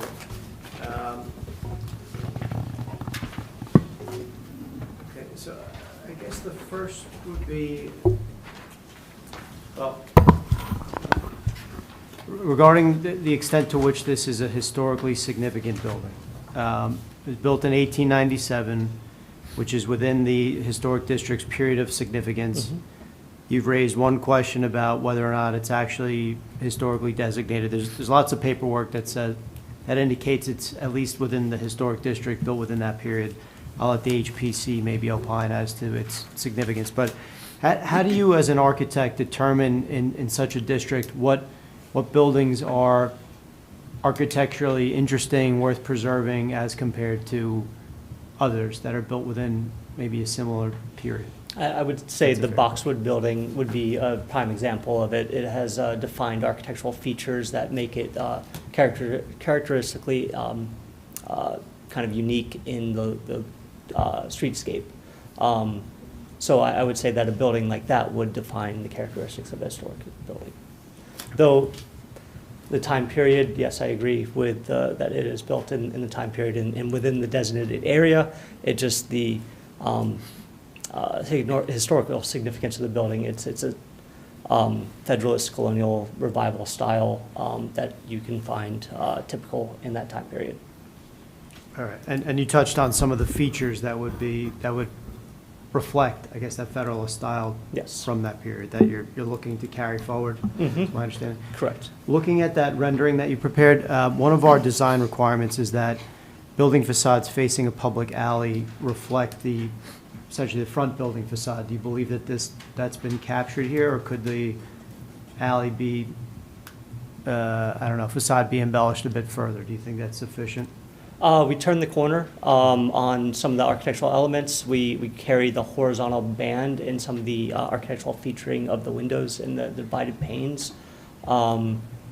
It could be more decorative, but we're also trying to mimic what was existing there as it stands, which was a very plain facade going down the alleyway. Okay. Recognizing that you're requesting relief for the fourth floor part of the building, how would you contrast the design of that part of the building, or how does it relate to the rest of the building from a, I guess, a material and color standpoint? Yep. So I can actually grab some materials really fast. So the existing, or the proposed brick would be kind of a textured red-brown brick, Exhibit A2. That would be the first 3 floors? That would be the first 3 floors, yeah, 1 through 3. The limestone and the cornice and the stucco in the rear would be more of a neutral tone in the sand tones, which would have a matching grout tone as well in there. And you're correct, we would have a more modern element on the top as a penthouse. So we would have a paneled system with black extrusion, and that black extrusion would match the window extrusion in the front facade. This color would then be carried into that retail color of the facade. So you have some connection between that top and bottom. So visually, it's a little bit more of a modern element up there, but we're bringing the characteristics and scale of the facade up onto that element. So it's just a matter of a material. Typically in a historical building, the penthouses were built after the fact and in a more modern design at the time it was built. So we wanted to replicate that kind of penthouse afterthought. I'll leave it at that. In your review of surrounding buildings, I think there was some testimony that referenced buildings of a similar height, let's say. Could you maybe, again, remind us of what exists in the vicinity of this building that it would be consistent with from a height perspective?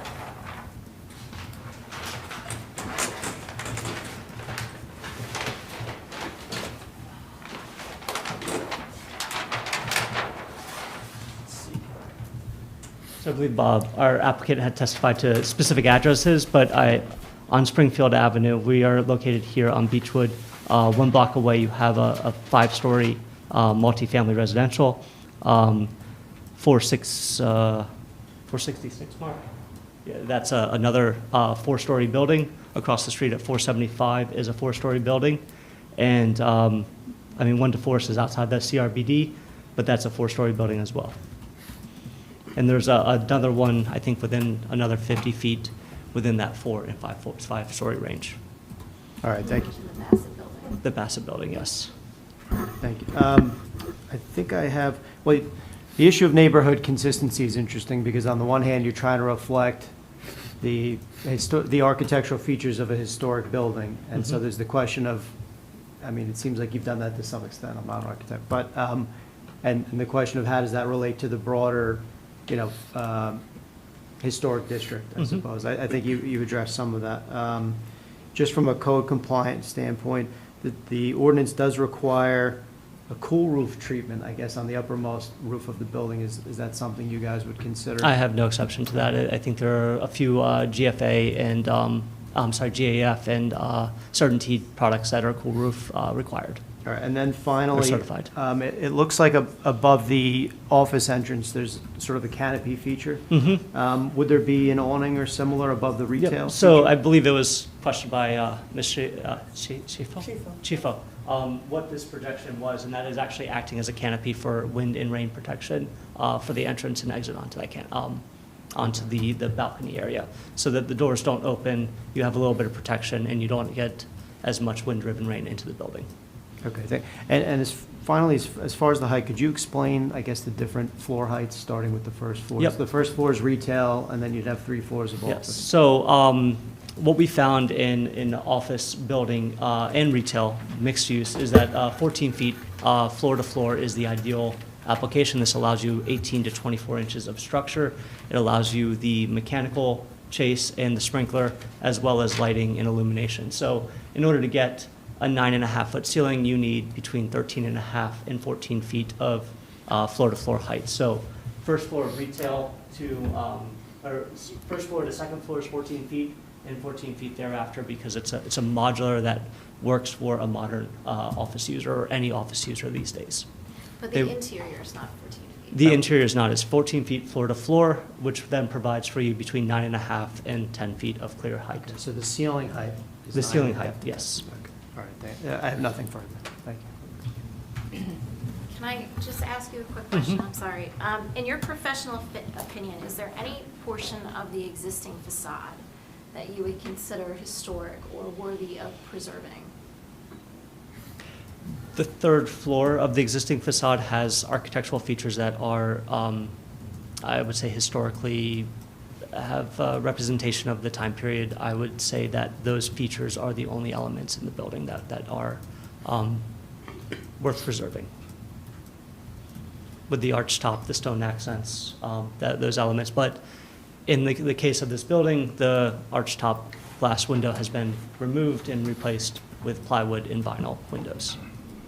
And it's been repainted? It's been repainted a number of times over, and we don't know if there's patchwork of brick behind that either. So the brickwork and the detailing it's a feature that I would say could be restored, preserved, but it is a feature that is not really, the windows are not really original at this point anymore. Okay, thank you. Well, I'm sure the board is burning to ask their questions. I know I am, but I fear that if we start that, we're going to be here for another hour just getting to the board's questions, and then, yeah. So we should probably stop here and carry till June 1st. I'm willing to answer some questions. Yeah. It's hard to start. I know. And then decide who we're going to cut off. So I think it's probably better to just hold the question. I can re-summarize at the next meeting. Yeah. So I'll ask, waiving the time frame to act? Yes. Thank you, and I imagine we are looking to carry it without further notice until June 1st. Yes. So we just need a motion and a second. So moved. Second. Thank you. Vice Chair Zahn? Yes. Mr. Mullen? Yes. Mr. Nelson? Yes. Mr. Curran? Yes. Ms. Chifo? Yes. Mr. Chanchuli? Yes. Mr. Bell? Yes.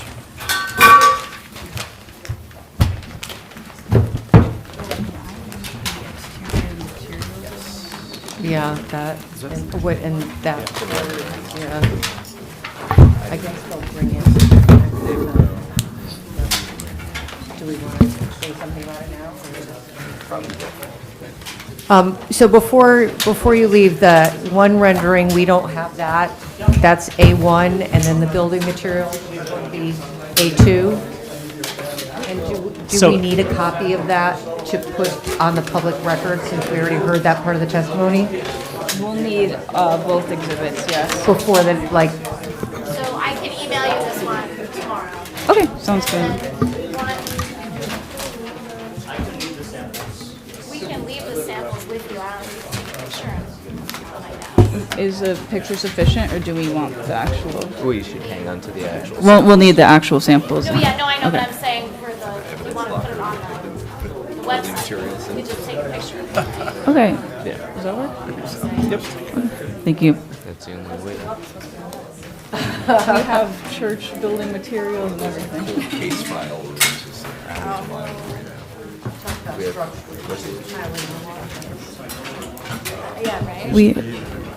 We have two resolutions for memorialization. Up first is 55 Tulip Street, zoning board application number ZB-25-2320. The eligible voting members are Mr. Mullen, Mr. Nelson, Mr. Curran, Ms. Chifo, and Mr. Chanchuli. Could we get a motion to approve? So moved. And a second? Second. Mr. Mullen? Yes. Mr. Nelson? Yes. Mr. Curran? Yes. Ms. Chifo? Yes. Mr. Chanchuli? Yes. Up next, we have the resolution for 46 Colt Road, zoning board application number ZB-25-2318. The eligible voting members are Mr. Mullen, Mr. Nelson, Mr. Curran, Ms. Chifo, and Mr. Chanchuli. Could we get a motion to approve? So moved. Second. Mr. Mullen? Yes. Mr. Nelson? Yes. Mr. Curran? Yes. Ms. Chifo? Yes. Mr. Chanchuli? Yes. Thank you. And then there are no minutes for memorialization this week. so a motion to adjourn? So moved. Second. All right. Thank you. We're done.